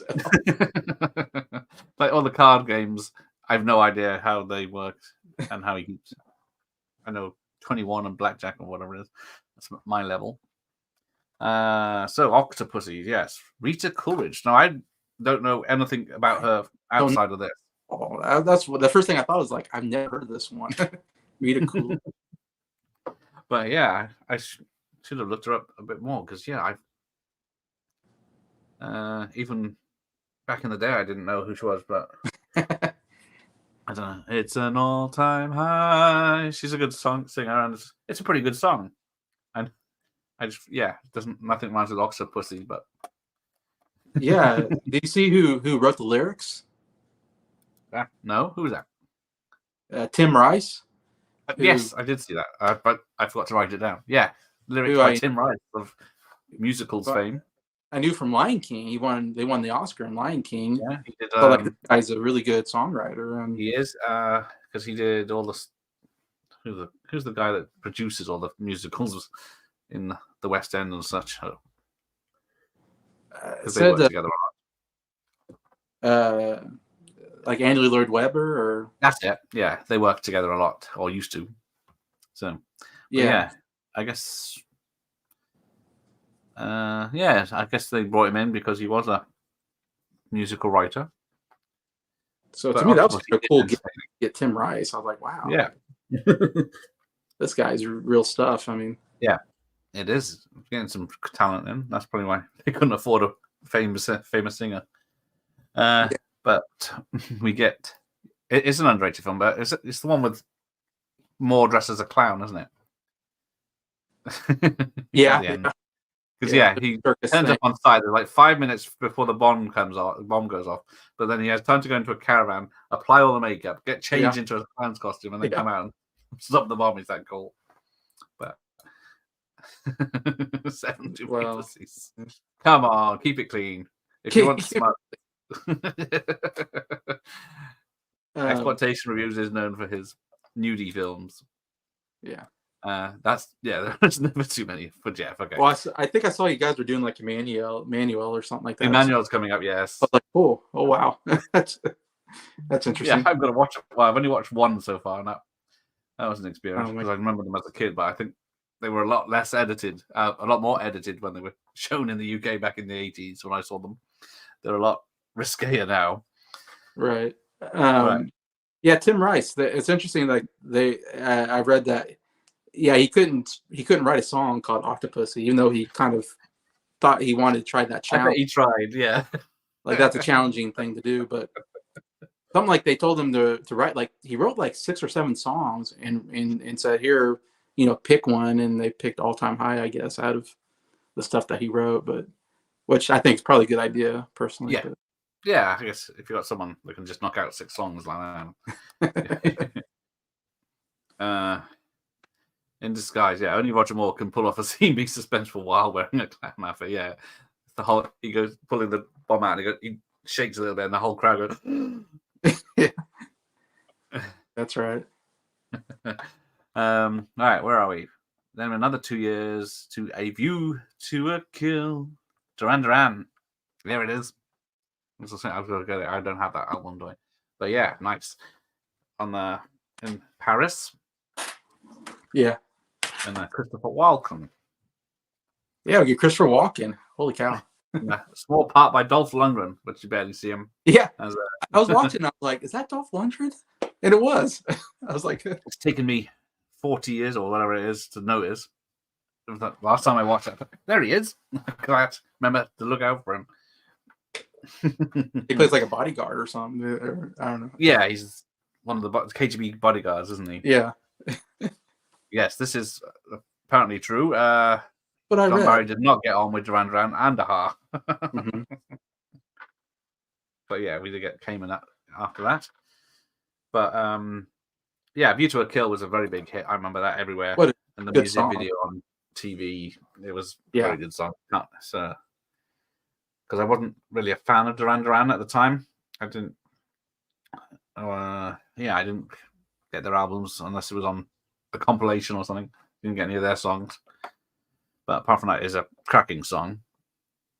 But I'm not that familiar with Duran to be honest, just their big hits. But yeah, same here. I know their comeback was pretty good in the 90s. I can't remember the name of the song now, but I did enjoy that one. Yeah, what a good getting Duran Duran here. Just wrote a really good Duran Duran song. I don't know. And it it doesn't like getting Paul McCartney, just get somebody who can write a good hit song at the day, and it works. Yeah. It's a great 80s pop song as well as a Bond theme, isn't it? Yeah, huge hit. From what I see, it's number 1 in the US, number 2 in the UK. So I mean, yeah. No Oscar nomination, unfortunately. That'd been cool if it got an Oscar. Yeah, what the hell was winning that year? Then if it doesn't even get nominated. Yeah, that'd been nice. Yeah, like the whole story behind how they I think one of the bass player saw Cubby Broccoli or something like that at a party and was kind of drunk and kind of went up to him and said something about when are you gonna have a good song or something like that. Yeah, I've heard this story. Yes, I remember it now. Yes, something like that. And then it was. Why don't you write one? And then that worked out. Yes, a lot of credit for Barry recommending Cayman. We've got Dave's here. from Savage Zombie Reviews, Chris Walkins and Grace Jones. Yeah, a pairing we never knew we needed. Grace But yeah, Jones. they were great together until he tries to kill her. Yeah, Roger Moore was too old at the time. Yeah, on this Blu-ray, the Blu-rays are so great. By the way, there's so many special features and background information on the movies. Yeah, they are nice. On this one, they talk about Duran Duran on this, but one of the nice things I like about is they show the guy who does the Bond theme. I think his name's like Vic Flick or something like that. I'm forgetting. Oh yeah, but they show him on here playing it on the guitar. The dun da da dun da dun da dun da dun da, and I was like, "Oh, that's so cool!" Like that's the guy who like came up with that riff, and it's kind of simple, but yet really iconic. Just it is. Everyone knows it, even if they're not a Bond fan. You can play it to people, and they'll know it. Yeah. Also, I was going to say, I forget now if it was one of these movies where, and you'll tell me maybe if you remember, because we talked about Never Say Never Again, whatever. Sean Connery went off and he was going to like make a James Bond film, and Roger Moore's contract was like kind of I think his contract was up or something, and he had to sign another contract to do Bond or something. So they weren't sure if he's going to sign back up, and so they brought in an American. What's his name? Is it Josh Brolin? Yes. James Brolin. James Brolin, yes, the dad. Josh Brolin's dad. Yeah, they brought in James Brolin, and you can see on the DVD, the Blu-ray, they have screen tests of him doing some scenes, which is weird because James Bond, to me, should be an English person. Yes. He shouldn't be another country. It should be always from England. That's part of who James Bond is to me. Yeah. But that was interesting. They brought him in. They like had him do some stuff. And then Roger Moore, of course, ended up signing back up. So I was like, thanks, but goodbye to... yeah. I guess. And I think it was because they were going head to head. So if you remember, Never Say Never Again. And I don't know if it was this film or maybe you can tell me. Octopussy, I think 83. Was it Octopussy? Okay, so maybe it's the next one. Or it's this one. Sorry, yeah. Or Octopussy, yeah, the one before. Yeah, so, and evidently Octopussy did better than Never Say Never Again. So Roger Moore won out on that battle, which was interesting. Yes, yeah, because, what's his face? So we had the Scotsman, an Englishman, an Australian, getting a Welshman coming up, and an Irish fellow in the 90s. Yeah, that's true. They're in the Commonwealth at least, so yeah, but right. It would be odd to see here an American accent. Well, was it Sam Neill? Because he's New Zealand, isn't he? He was close in the early 80s as well. Yeah. Whatever. So View to Kill, Duran Duran deserved the Oscar way more than No Time to Die by Billie Eilish. Oh, yeah. 100%. if I'm going to listen to one of those songs, it's going to be Duran Duran. I don't care if Roger did play Bond. Because I just love him. Yeah, he was great, but he did luckily retire. I like Roger Moore. He's probably my favorite. I thought he really captured the quick wit humor of the character. Yeah. Yeah, even though his acting was by raising an eyebrow. Oh, what about the court case at London's High Court over who wrote the original Bond theme? Monty Norman took the nod, but Barry was cursing over the loss. Really? Yeah. There you go. Monty Norman's always credited in the end credits as that's what I'm legally doing it, but it's one of those things when people work together who actually gets it. Roger Moore had more charisma and charm in his Pinky, the mostly demented. That is very true. There is no one these days that has any. That's why they're struggling to find someone to play Bond now that's young enough to take it on the role for 10, 12 years. They are struggling apparently because everyone's out old. The last movie was in 2020. I can't believe it was that long ago. It's only last year. Oh shit, no. I was like, are they working on it? Because usually they don't want to wait that long before another James Bond film, I would think. Yeah, was it finally released in 2021? But yeah, it was made in 2020. But yeah, it was. So I feel like they're kind of due to start working on a James Bond film. I don't know. Well, yes, indeed. They're not even. There's no. Yeah, it's all these people, newspapers saying, "Oh, so and so is the run in the role and stuff." They're saying he's Yeah. the best bet, or but it's all just filler because they've got no evidence of anything. They're not even looking. Well, they're looking at actors, I guess, because they would go for someone that's not very well known, but some bit in other stuff. Like, did you know Daniel Craig before Casino Royale? No. Because I remember there was Layer Cake he was in, which is a English gangster film. I remember him in that, and then a couple of other things. He was in the Sean Bean film TV show. He was in one episode of that, Sharp, which is set in the olden days. But there you go. Yeah, I think after the fact, maybe I saw him in oh gosh, I have the movie, Tom Hanks movie. Oh yes, the Road to Perdition. Road to Perdition. Yeah, he's in. Yeah, he's got a small part in that, isn't he? The real son. Like there's Daniel Craig in a small part. Like, yeah, he's looking back at films, you see him pop up. Yeah, right. Then we're on to a new Bond in The Living Daylights 1987 with Aha. I do like this one, but I know a lot of people slate it. I think it's a great song. Yeah, because it's another band I never knew much about them. I knew the big song, of course, Take on Me. Take on Me, right? Yeah. You can play with two fingers. Take on Me. Yeah. Yes, I know. That video was always on with because it was the hand-drawn animation on one side of the mirror. Yeah. Very great video. Yeah. But apparently, do you know the Pet Shop Boys? Yeah. Yeah, they were originally up for doing a song, but then they got passed on for Aha. I don't know if because they were bigger at the time or not. Yeah, this is maybe one of the more obscure bands or something. To me, to do a Bond song, it's like have everybody they could have picked, Aha, but they did great. So I mean, I'm not complaining. But I know, like Dr. Impossible says, Barry didn't get on with them either as much as he. That's right. But I guess they were young punks compared to him. But I think the singer does a great job. He kind of has this really cool high singing voice that I think works really well. Yeah, it's not too high. Not too high. Yeah. And then the chorus is great. Like you're singing right there. I love that chorus. Thank you for saying I was singing. Yeah, I can't think of anyone that's young enough that I've seen doing anything. The one I heard I like is Aaron Taylor Johnson.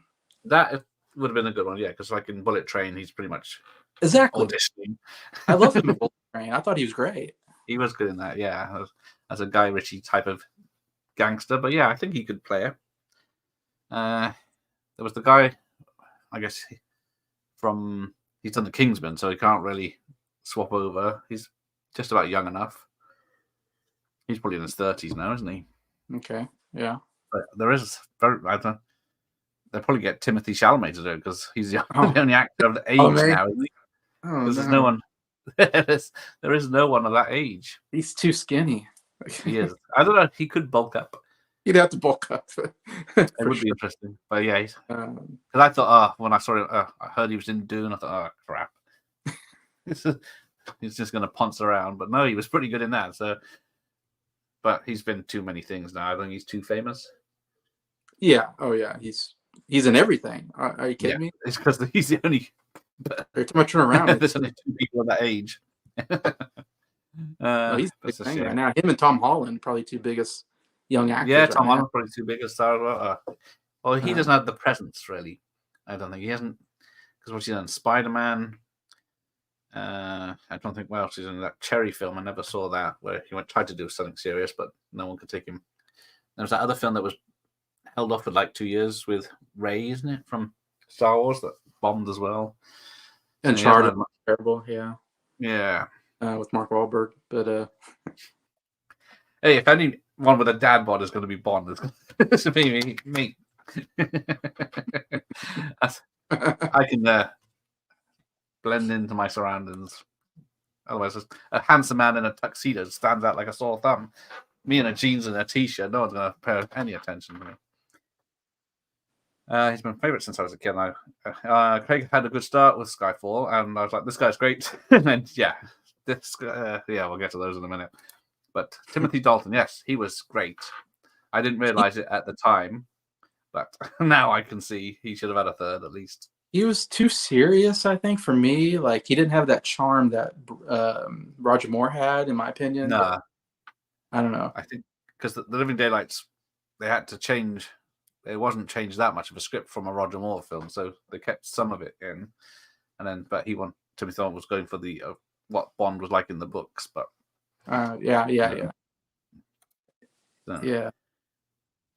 because Cavill, but Cavill Ship has to. would have been He could great. do it in his sleep, but he's like I do enjoy The Man from U.N.C.L.E. as a film. Yes, and he's done so many other things, but like Superman and stuff. But he's too old now. That's the problem. He's got so many other projects that everyone wants involved. Because another one that's it's going to be a long time for any Bond news. So I think they said it's another 5 years before they're even thinking it. I still think Brosnan was a great Bond in the mold of Dalton. GoldenEye for me was Bronson's benchmark performance, thanks to Martin Campbell, yes, who's done 2 reboots of Bonds. So he is a good director. Yeah. Where are we? So that was Living Daylights, 1987. I think.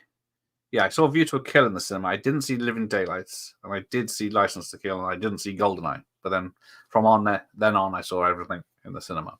I don't know, actually. I still don't know if I saw Casino Royale in the cinema. I can't remember. It's not that long ago either. But we are License to Kill in 1989, the summer of sequels, and a flop. But music by Michael Kamen. And who did the song? Gladys Knight.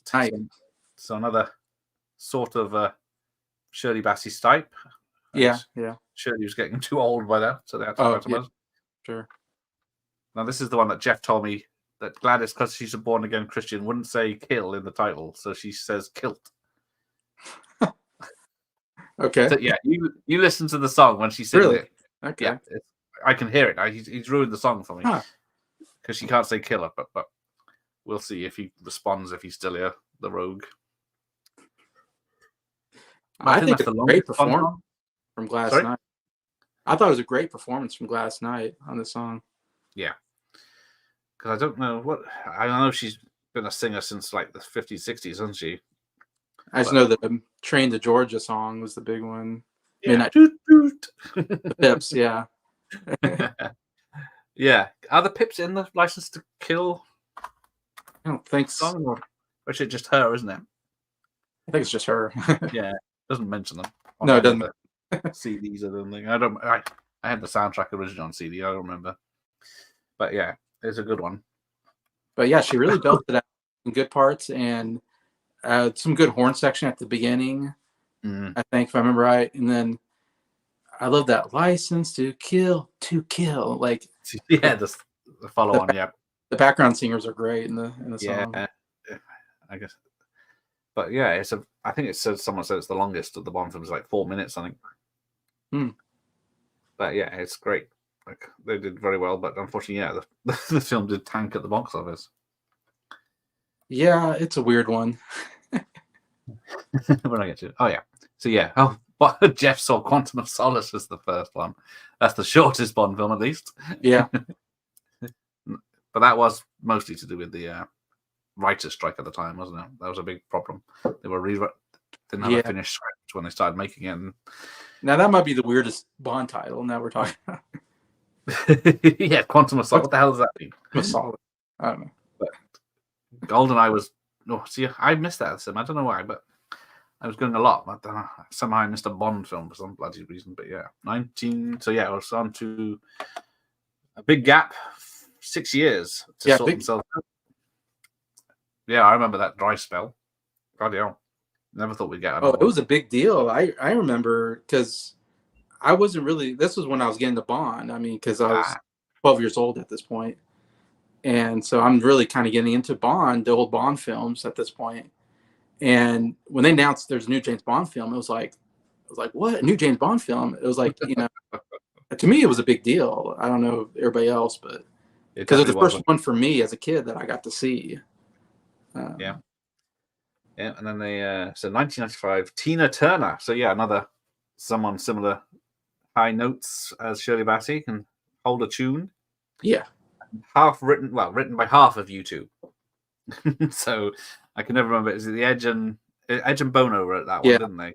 This is when they were getting into music films because they did Batman Forever as well Yeah. Yeah. That's right. and Tomb Raider. Okay. They had quite a few songs in the 90s linked to films. I know they But- did the song for Gangs of New York. Ah, there you go. I'm gonna look up other stuff they've done later or tomorrow. But yeah, big song, very old style, just like Yeah. old. Yeah. I love the song. It's one of my favorite. Dun, dun, dun. Starts off so good. Yeah. But and then I forgot to mention. So yeah, Michael Kamen did Golden License to Kill, and then it says Eric Serra on here, but I don't know who that is. Yeah. Because I thought people were complaining about David Arnold's electronic score for the film, but I might be wrong. I don't know if you know anything about that. Good theme, good score. I think. Yeah. Yeah. Oh, I did forget. Mr. Kiss Bang Bang back with Thunderball. That's Dionne Warwick released that one. I think is that at the end titles that one. Might be. Yeah.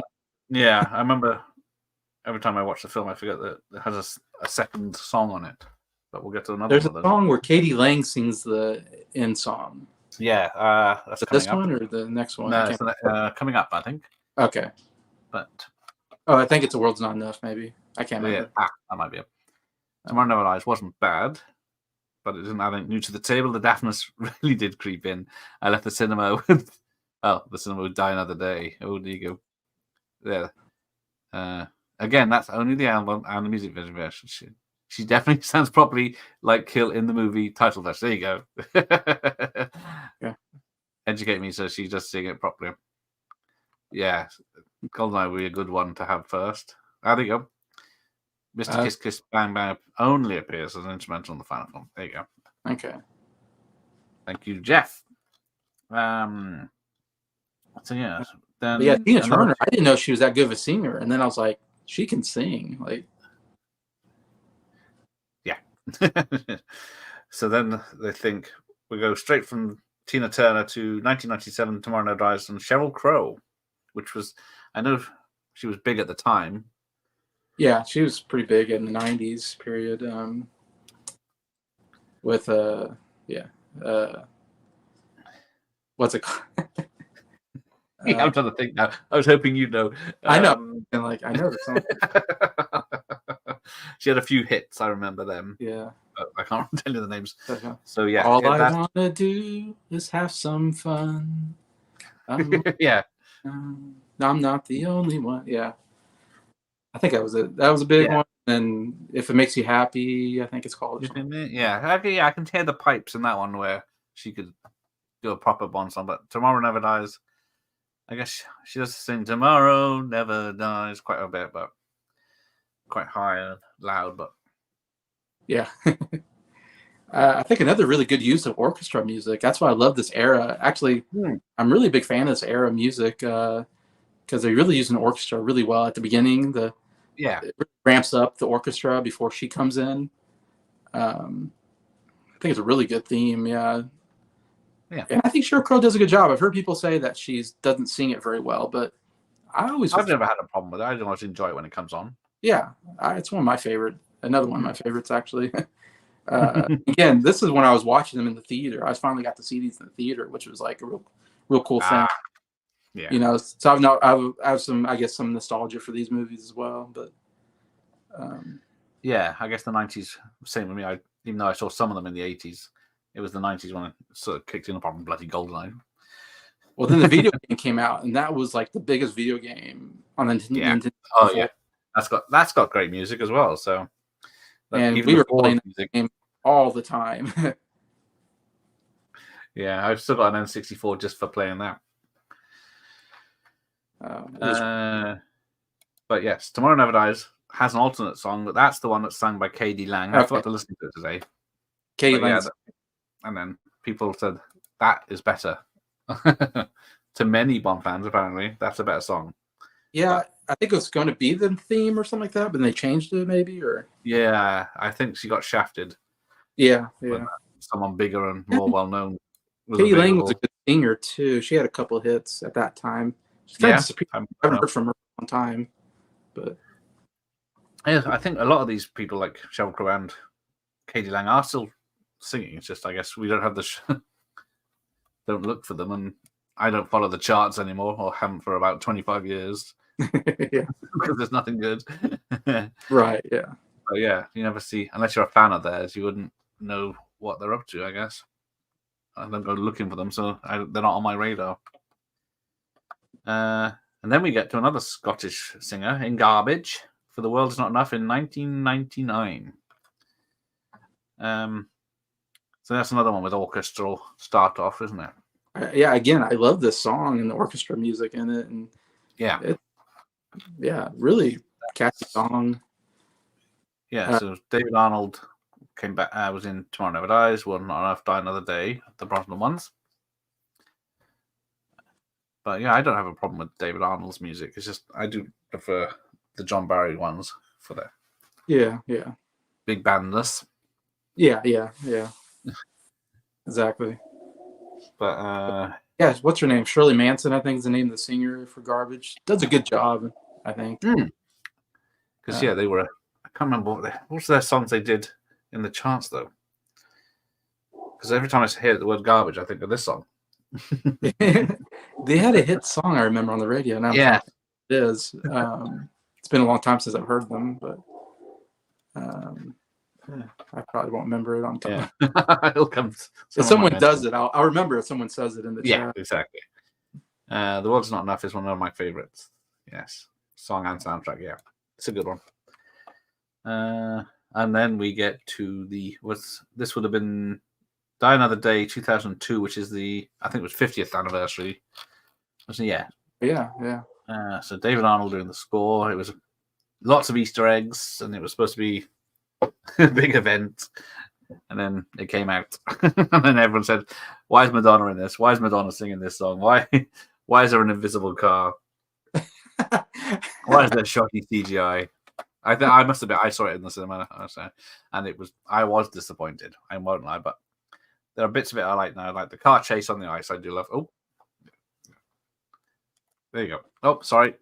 Thank you, Jeff. I can't do maths. 40th anniversary. Skyfall was the 50th, and then where do we get to?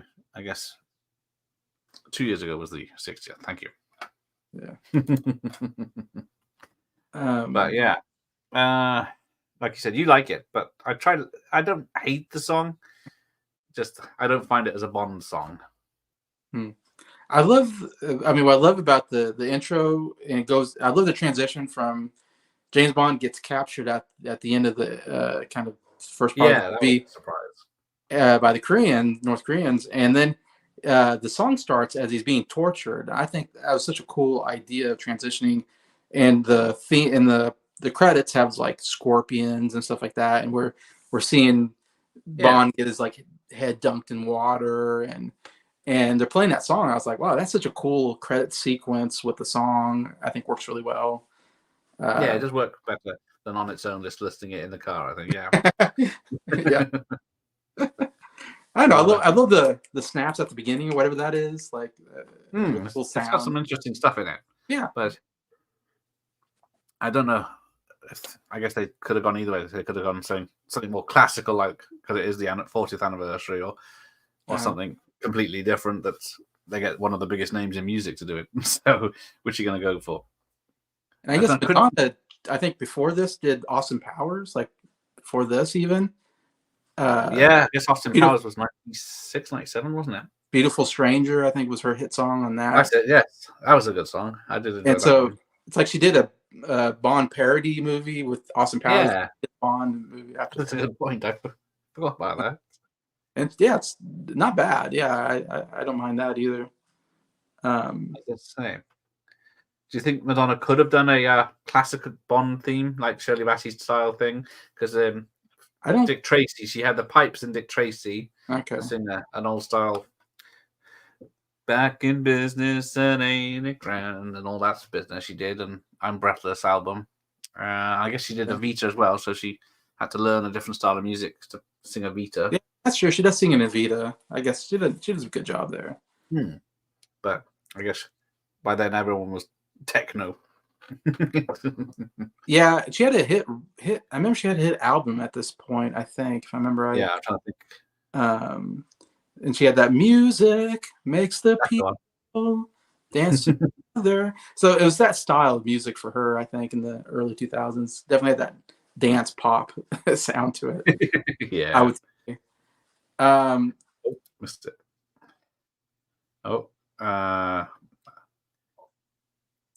Actually thought the slickness and music by Arnold's measured. Yeah, it's a great film. It makes a card game exciting. Yeah, that's true. That's good card. Yeah. It's was it a film of many parts, isn't it? Because you got the first part with him tracking down the plane, what's going to happen with the bombing on the plane, and then it cuts to the other stuff, and then it cuts to the train at the car game, then it cuts to torturing, and then you go to where is it? Where's the Italian city underwater? Venice or what? Venice, yes. Oh. No double taking pigeons, but yeah, back in Venice and yeah. Missed opportunity. Yeah. Everyone brings that out an example. Yeah, it's a Bond film. It's supposed to be real. I don't mind the silliness of it. Again, I like it when it gets campy. Like the invisible car, I thought was such a fun idea. Like it's stupid, but I don't mind the car. I will admit that, but yeah, it's just the effects that put it.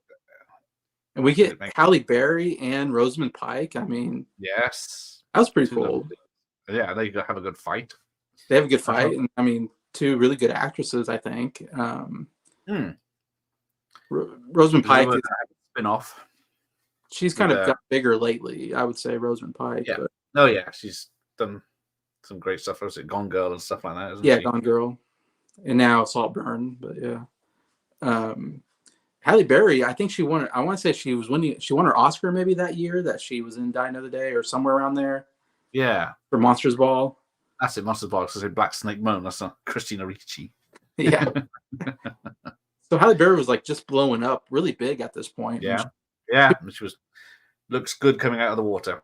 Oh, it looks great. Yeah. I love that Ursula Anders homage, whatever. Or everyone mentions the tsunami surfing, but then no one mentions her falling back off that giant tower into the sea, but she would have killed her. It's a very ropey effect. Yeah, I thought Halle Berry was great because she's a big actress for that part. I feel. Yeah. And they were going to do a spin-off called Jinx, but it never happened for a reason. It's a shame because after seeing what she did in was it John Wick 3 or 2? 3 with the dogs and everything, she can certainly handle the action, and that's 20 years later. Yeah, the opening half of the film is really good. And then we get to Iceland. Yeah, the ice palace doesn't look real. Because I know a lot of it was filmed in the UK because the opening shot that's supposed to be North Korea beach is a beach a few hours from me in Cornwall, where they do a lot of surfing. So they had the people coming on there, and then the very weird dome things. They got the hexagon domes. That's down in Cornwall too. That's so I can't remember what it's called. It's a conservation site sort of thing with all these bubbles with all plants and stuff in. And then the final shot where they're on a little house on a mountain, on a hill by the sea. That's in Newquay in Wales, where I used to live. Oh. But apart from that, you've traveled all over, haven't you? Well, they traveled a few around England a bit, didn't they? Thomas Newson isn't. Oh, hang on. Well, yes, that's coming up. Skyfall. I Yeah, did he did not know two of them. I did not know who he was. Yeah, exactly. So not much. You know, I guess Adele's remembered for Skyfall more than he is. Oh yes. Why don't we promote Jeff's upcoming Al Pacino reviews are starting up again with Dick Tracy. He's back on Dick Tracy. Yeah. Yeah, the Newman score was pretty bland, aside from the 2 tracks. There was nothing noteworthy. Yeah, I'm trying to think of this music in it. But, hey, Melon, how are you? Jeff, compared to the past, there has been a regression. Yeah. So then that was Die Another Day, and then we 4-year break. Because I thought it was longer than a 4-year break, but Casino Royale came very quick. There it is. Yep. That's him. They've got a lovely car in there. Yeah. I prefer the modern Aston Martins to the old one. Well, apart from, I'd tell a lie. The Living Daylights Aston Martin might be my favorite Aston Martin one. Oh, I love the Aston Martin. Looks so good. So we get to, where are we? Casino Royale 2006. Still David Arnold. Still, what's her name as M? What's her name? Who played M in the 90s and 2000s? I forget her name now. But the song was Chris Cornell, who I didn't know. What's the band he was in? Soundgarden. Soundgarden. Yeah, I didn't know. Yeah. I didn't know who they were, but I did like his song. He's got the rough voice. They're kind of, I want to say, in that grunge rock era in the 90s. They had the Black Hole Sun was like the big hit I remember as a kid. Okay. I didn't really follow them though, to be honest. No, I couldn't name a song I heard at Soundgarden, but I couldn't say anything that they'd done. But then I heard this, and it's a crack. It's not what you'd expect a Bond theme to be. It's more of a rocker, I guess, but yeah, not one of my favorite. But it's not terrible. It's just like you said, I don't think it fit Bond as much. Except I think it probably fit this Bond because they're trying to go for a grittier Bond, maybe. And yeah, it definitely. They were going to say, right, this is different. Let's hit them with a big song, and something unusual. Yeah, because they were trying something different, I think. Yeah, with the Daniel Craig era. Definitely, yeah, because Daniel Craig is the first series to be all connected, although we didn't know it back then. That's true. But yeah.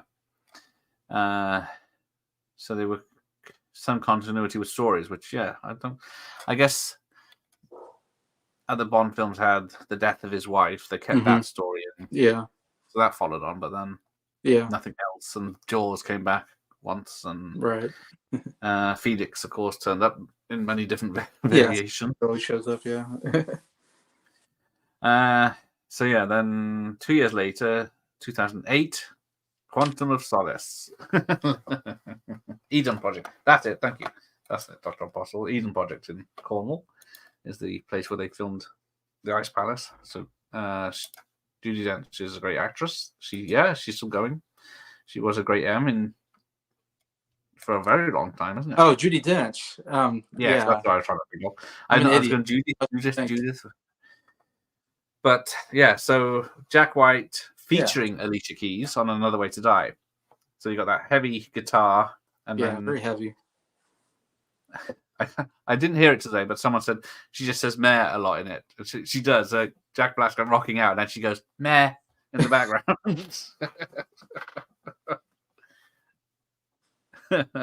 It's not a memory to me amongst James Bond themes. All I can hear is the start of it, and then I can't remember anything else about the song. Yeah, because I only remember that because the song was not leaked, but came out in a Coke ad for the Coke Zero before the film came out, and then Jack Black was very upset because he didn't want it associated with just in an advert, just a clip of the song. But that's what I remember for that. The biggest thing I remember. But yeah, the song can get quite grating. And then you got this heavy thing, and then R&B in the background. Yeah, it's kind of a weird pairing, wasn't it? Hmm. Alicia Keys and Jack White. I don't know. It's not too I'd put together, but yeah. I mean, Alicia Keys did do that song with like Jay-Z, I guess that worked, but Yeah, I guess. Empire State of Mind. But yeah, Alicia Keys, I don't really know Jack White or Alicia Keys that well. No, I only know Seven Nation Army as Jack Yeah, Black's me too. Jack White song, not Jack The Black. big Jack White song. But Alicia Keys has some really beautiful piano music. She has a great, Yes, I when I see Alicia Keys, I think of piano music rather than yes. So I'm R like, and B or singing, yeah, soul singing, or anything she does.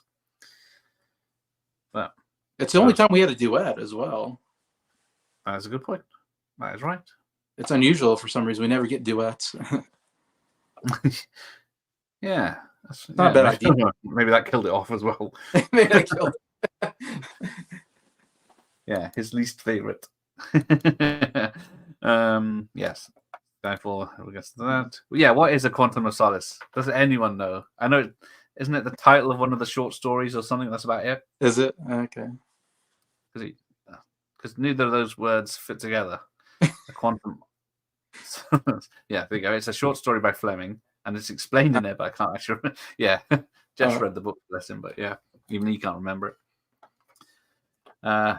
So skip that. So you have to wait 4 years until Skyfall 2012. Now that was a big film. I think was that the first Bond to hit $1 billion? Oh, really? I Wow. think so.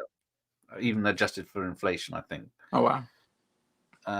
So yes, Adele. Now I know of Adele. I know a few of the hit songs she did, but I didn't know much of her albums. There you go. And she's all right when she's not talking. Well, this 21 came out, I think, before this. Yeah, I think it was based. She got the job because of that 21, I think. Well, 21 was one of the best-selling albums of all time. It killed. It sells. I mean, I remember everywhere. you're in the UK, so you should probably heard about it. I should know, but yeah, I didn't really listen to it on purpose. But yeah, I didn't mind them if I heard them. Like I love Adele. She's got a great voice, but she has got a hell of a voice. Yeah, so yeah, let the sky fall. Da, da, da, da. So yeah, won lots of awards. It was number one in most of the countries of the world. It certainly helped because, well, I guess same thing back in the 80s. If you had a hit single with the name of a film in it, you had some success with the film as well. Yeah, okay, that's a good point. Doesn't hurt, I guess. The first one to win the Oscar, which is crazy because there's been so many great songs like I talked about, and finally this does it, which is. I need to investigate what beat all those other songs. They must have been really good. Yeah. You think they would have won, or Nobody Does Better or Live and Let Die or something. But yeah, something like that. I don't know if they were categories for film songs back then. Must have been, mustn't there? Maybe the people that voted were like, old, and they're like, They certainly are now. But yeah, I guess they were always old buddies that were in charge of the Academy. But they're probably like, oh, what's this Beatles music? I don't want it. Oh, bloody Beatles. So yeah, Skyfall. So Bond peaked in 2012, 12 years ago. So then 3 years later we get Spectre. I was very disappointed in Spectre, not just because of the song. The song's fine. It's just he goes too high for my ears, even though it won an Oscar. Yeah, that's a surprise to me. So yeah, 2015 obviously had a slow year for film songs. I think it was because I can't imagine why this won, but no.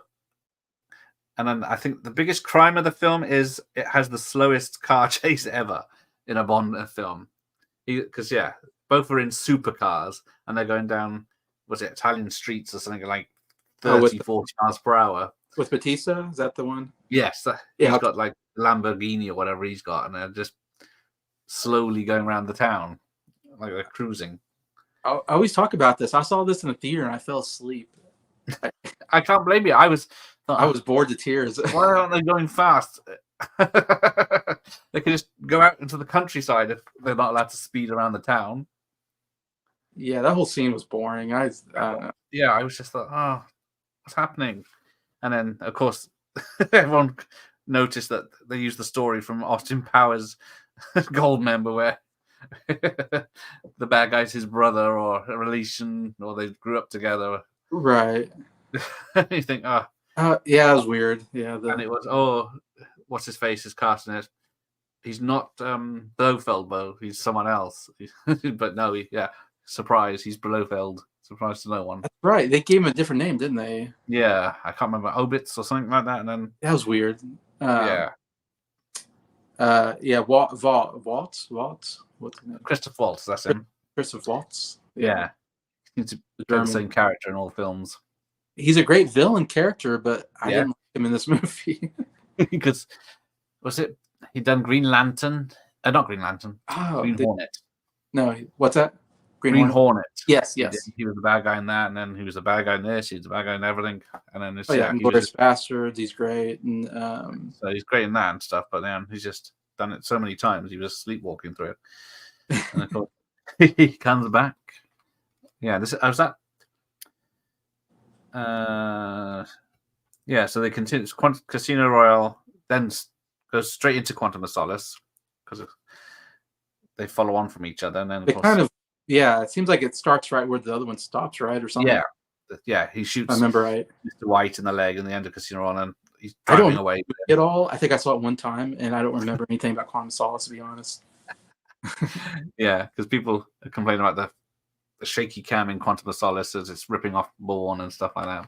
Just not doing it as well. Yeah, I think Skyfall was a much better. It was a good comeback after school. Yeah, and then it has that To be honest, Home Alone in a maybe my castle. favorite villain of all time.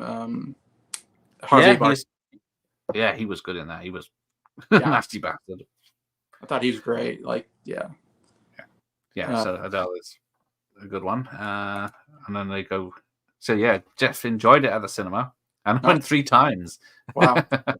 But each time he liked it less and less. Okay. It's another one that's a long one, isn't it? Another 2.5 hour one, isn't it? It felt long, that's for sure. Yeah.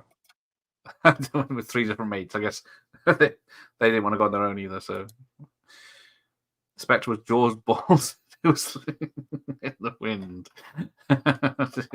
Oh dear. So yeah. Right. So because apparently Spectre's song was going to be written by Radiohead had written a song for Spectre. Yeah, I read that. Which I have heard, and it is a good one. Okay. It is on YouTube somewhere. It is available to listen to. So they didn't hide it away like some of the others, but Sam Smith was the person of the moment, I guess, back then. Even though, yeah, I mean, he's a good singer. I don't know if he is anymore, but he's something. He got kind of weird the last time I saw him. He was dressed like the devil or something. Yeah. He takes it over Quantum, No Time to Shout. And then, So finally, we get to the latest Bond film, which is 2020. Yeah, it says 2020 here now for Billie Eilish's song, because that was released when they thought Bond was going to be released in 2020. And then you had to wait over a year before it got released. That's right. They did put that song out first, didn't they? Yeah, they thought it was all.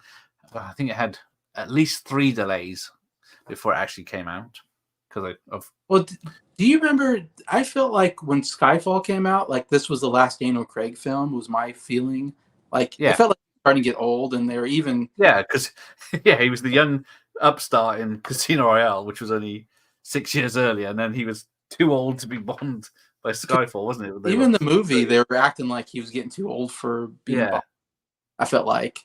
And so I was like, oh, this must be the last one. So when he came back for Spectre, I was like, wow, he came back. And because I think he got producer credit or something, and then a ton of made over $100 million for coming back for Spectre because Skyfall's billions. So they thought, quick, chuck some money at him. I think he should have quit after Skyfall, and they should have recast it. But that's just me. 3 is not too bad because what was it? Connery had 5 or something. And then he waited so long. I mean, at least Connery did like 5 in 5 years or something like that. Yes, that is true. Because what did I say? 2006, 2008, 2012. So then by 2015, it was 9 years later for Spectre. He took such big gaps in between the I films. know epic films now take a long time, even though they were watching it. Majesty's Secret Service was only 2 years after You Only Live Twice, and that's quite a big film for that type of decade. But yeah, And Skyfall was his best film that he did up to that point, I think. And he yeah. Spectre and No Time to Die was a real letdown. I think someone said that in the chat. Even I think that Yeah, like and then it's been 3 years now. Well, 2.5 years, I guess, since they usually come out in the autumn, don't they? Since No Time to Die, and that's Hans Zimmer. Hans So they Zimmer. went in big with that one. Yeah. I don't remember him doing it, but I mean, he's obviously one of the biggest. I need to rewatch it. I was going to rewatch it this weekend. Just to. It's a long one, from what I remember. It's like 2.5 hours. It's over 2.5 hours, isn't it? It's like it was too long of a movie. It definitely could have cut a lot out of it. But except Anna de Armas, who's probably one of the better things about it. Yes. I'm looking forward to her ballerina film. If anything like that, she should be pretty good. I agree, 100%. Yeah. No Time to Die was absolutely shocking. Watch it on DVD and use the DVD as a frisbee. It's better than taking it to the local charity shop. I don't own a DVD yet of it. I have to see. Hey, Ginger Ninja's up. Good day, mate. It's I guess it's midday in Australia. The fact the film takes ages to make what was really a detriment to Cage Run for sure. Yes, there you go. I think so. Yes, what did I say? 2006 and then 2021, 15 years of Bond films. So yeah, I guess that is too many. And then what was more, 73 to 85, so that's 12 years. He did, what did he do, 7? 6, 7? 7, because Connery did 6. 1, 2, 3, 4, 5, 6, 7, yeah. And Moore did 7, so he's like the king of the James Bond, really. Yeah, if they're making them like they are now, where the gaps are getting bigger and bigger each time they bring one out, no one's going to beat that score, are they? No, yeah. And I don't know if James Bond should be around that long. It felt like 4 or 5 movies you should be out, but yeah. Yeah, I think, because a trilogy, I know Casino Quantum of Solace would make a weak middle, but they usually are, but sometimes. But it would have, if a self-contained story they were going for, then 3. But yeah, 2021 was the last No Time to Die ever. But Spectre 2020, so 6. I know 5 years it would have been if it would come out on time. So that is a very big jump. And then, of course, spoilers, they killed him off. Yeah. And it was quite sad. But it wasn't that sad because it was suspected, but yeah. Yeah, that's one way to say I'm done with the role, I guess. Yeah. Well, exactly, yeah. I did expect. I saw it was building up to that. I thought, are they going to chicken out and have him do something secret agents? But yeah, he couldn't risk it, I guess. But yeah. I remember it felt like Daniel Craig didn't want to come back. That was the whole story, wasn't it? I think that was Spectre, wasn't it? And then because they offered him so much money for Spectre, and but then I think he wanted to come back for No Time to Die just to finish it. Just to finish it, yeah. Because they had this ideas, even the bad guy, Remy Malek, he's barely in the film for its 2.5 hour run, isn't he? And because he's introduced at the beginning, but you don't actually see him. He's just someone in a mask, so you don't know who he is. And then he only appears properly for the last hour, really. Yeah. And he just put that much in, which is a shame because he could have done something very good for that. Because I think people were expecting him to be Dr. No, weren't they? Because with his metal hands or something. He's all burned up, wasn't he, or something? Yeah, that's it. Yeah, so going to have to do something. Yeah, it left a bad taste in many people's mouth. There was plenty of time to die, indeed, yes. There was nearly 3 hours. Even the title was, there's no time to die. Well, maybe at the end. Yes, That movie did. Are they saying that movie didn't do very well? I don't even remember if it did well or not. To be honest. I think it started off did well, and I think it's one of those that word of mouth took it down. and spoilers I feel and like stuff like Spectre that. didn't do very well, but Skyfall did well, I think. And Yeah, Skyfall made a billion. Spectre, or I think Spectre might have done well, but it did. Okay. it's not I don't know. regarded as, because everyone was on the high of Skyfall, so they thought if Right. they'd made Skyfall Right. like that, then. But yeah, everyone Yeah, shouldn't and forget there's a about whole them. thing about, oh, we're going to use Spectre now because we can't use Spectre because there's a whole court deal forever. Yes, And they're like, oh, we're going to bring back Spectre. And I was like, okay. it doesn't really fit in today's world, does it, Spectre? But they tried. So people might have been excited for that. And Christoph Waltz was a pretty big name to get in there. But Yeah, because he came back and then just got killed off straight away. I don't know. He didn't have the menace that I always like Donald Pleasance as I could get threatened by Donald Pleasance, not so much Christoph Waltz in Spectre. But I'm trying to, yeah. So there we go. How many films is that? 25 or 26? Yeah, 25 films. Rami Malek was, it was boring, isn't it? Yeah, I'm trying to think. I was thinking we haven't mentioned Bond girls, but yeah, because Casino Royale with whoever the name I can't think of, Vesper. Yeah, you could believe they had chemistry together, but the girl in Spectre and No Time to Die, I didn't think there was much chemistry between them that he would fall in love. That's true. Like I can remember the old Bond girls really well. Like they remember, but I don't remember the newer ones that well. To be honest, I don't know. No, I'm trying to think.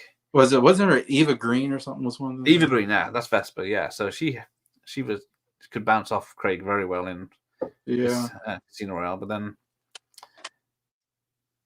the girl in Spectre and No Time to Die was very bland and didn't really smile or have anything there. I mean, because I think about Brosnan too. I mean, you had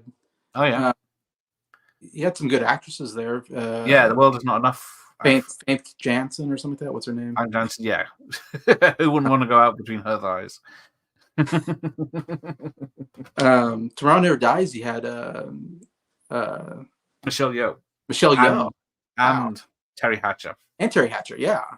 Both great. I know they were limited time. World Is Not Enough. I mean, you had one of the best. Sophie Marceau. That's it, I'm trying to think of. But yeah. You had Christmas Jones. What's Christmas Jones, yes. He was great. I mean, no one's kicking Christmas out of bed, are they? Oh, yeah. And then Die Another Day, you had Halle Berry. To me, that was a great run of. Yeah, they were they had some chemistry, all of them, even Christmas Jones. Christmas Jones, everybody makes fun of her, but I mean, she's good looking. I don't know. Yeah, I know. He wasn't a physicist, but I mean, yeah, I don't believe her as a physicist, but I think she could hold her own in a fight if needs to be, because was it Die Another Day and the girl fight at the end with knives? That's pretty good, convincing. That is good. Yeah. Right. Let's wrap this up because we've got to the end and it's gone past midnight now. Some of us have got work in a few hours. So, where did we get to on this? Bond ended in 2012 with Skyfall. I think that's what we agreed on in the end. That's what we agreed on. It didn't exist. Oh, yes. I forgot about that. Diana Rigg, she is awesome in she's great. On Her Majesty's Secret Service, of course. Yeah. Yes, Tracy. And then, Ursula Andress, Barbara Bach, Daniel, Jane Seymour. Yes, name a few. Jane Seymour, and Live and Let Die. Instantly. Barbara Bach, who's married to Ringo Starr of the Beatles. So. Yeah. Oh, a lot of Beatles references tonight. Oh, yeah. But, all right, so let's have a look. Which millennium has the best music then for Bond films? So, millennium. So you can have 2000 onward, Die Another Day, Casino Royale, Quantum of Solace, Skyfall, Spectre, No Time to Die, or all the other ones. The other ones. Oh. I like the Brosnan films as far as music. Yes, yeah. I guess most of those were in the 90s, weren't they? So it counts as last millennium. Right. So I guess it would be that era. Yeah, it's not. I guess there's. Yeah, I was gonna say Die Another Day, Casino Royale, Quantum of Solace, Skyfall. So Skyfall was a big one. Yeah, I guess all the good ones were. There was just Skyfall and Casino Royale had the better ones. Yeah. But music has taken a dive in the last 25 years anyway. So. Sure. Yeah. Oh yes, I remember Taffin. Have you ever seen Taffin? It's an early Pierce Brosnan film in Ireland with his normal accent. Right, so there we go. Thanks for that. Well, thanks for Jason for joining me. Well, I appreciate this, Gareth. I really enjoy your channel and your video game, the old video game failures. Play. those are a lot of fun, and then your watch parties are great. Oh, so, and it looks like you just got over 3,000. Was that recently? Yeah, it's just last week. That's cool. This week. Yeah, thank you. It's nice. I had to pay for them, but so Jeff 60s for him. He's old school Bond. Yes. The World Enough is a decent theme. Yeah, I can't remember what else it. Taffin. Yeah, it's not a great film, but it's an early Brosnan performance because Brosnan did some other spy films, didn't he? From another novelist. Oh, thank you, Melly Mutant. But I can't remember now because it's very late. So I'm gonna get to bed. So thanks to Jason for joining me, and I'm sure he'll be back again. And thanks for everyone for letting us know their favorite Bond stuff. So good night, everyone, and enjoy the rest of your day, Jason.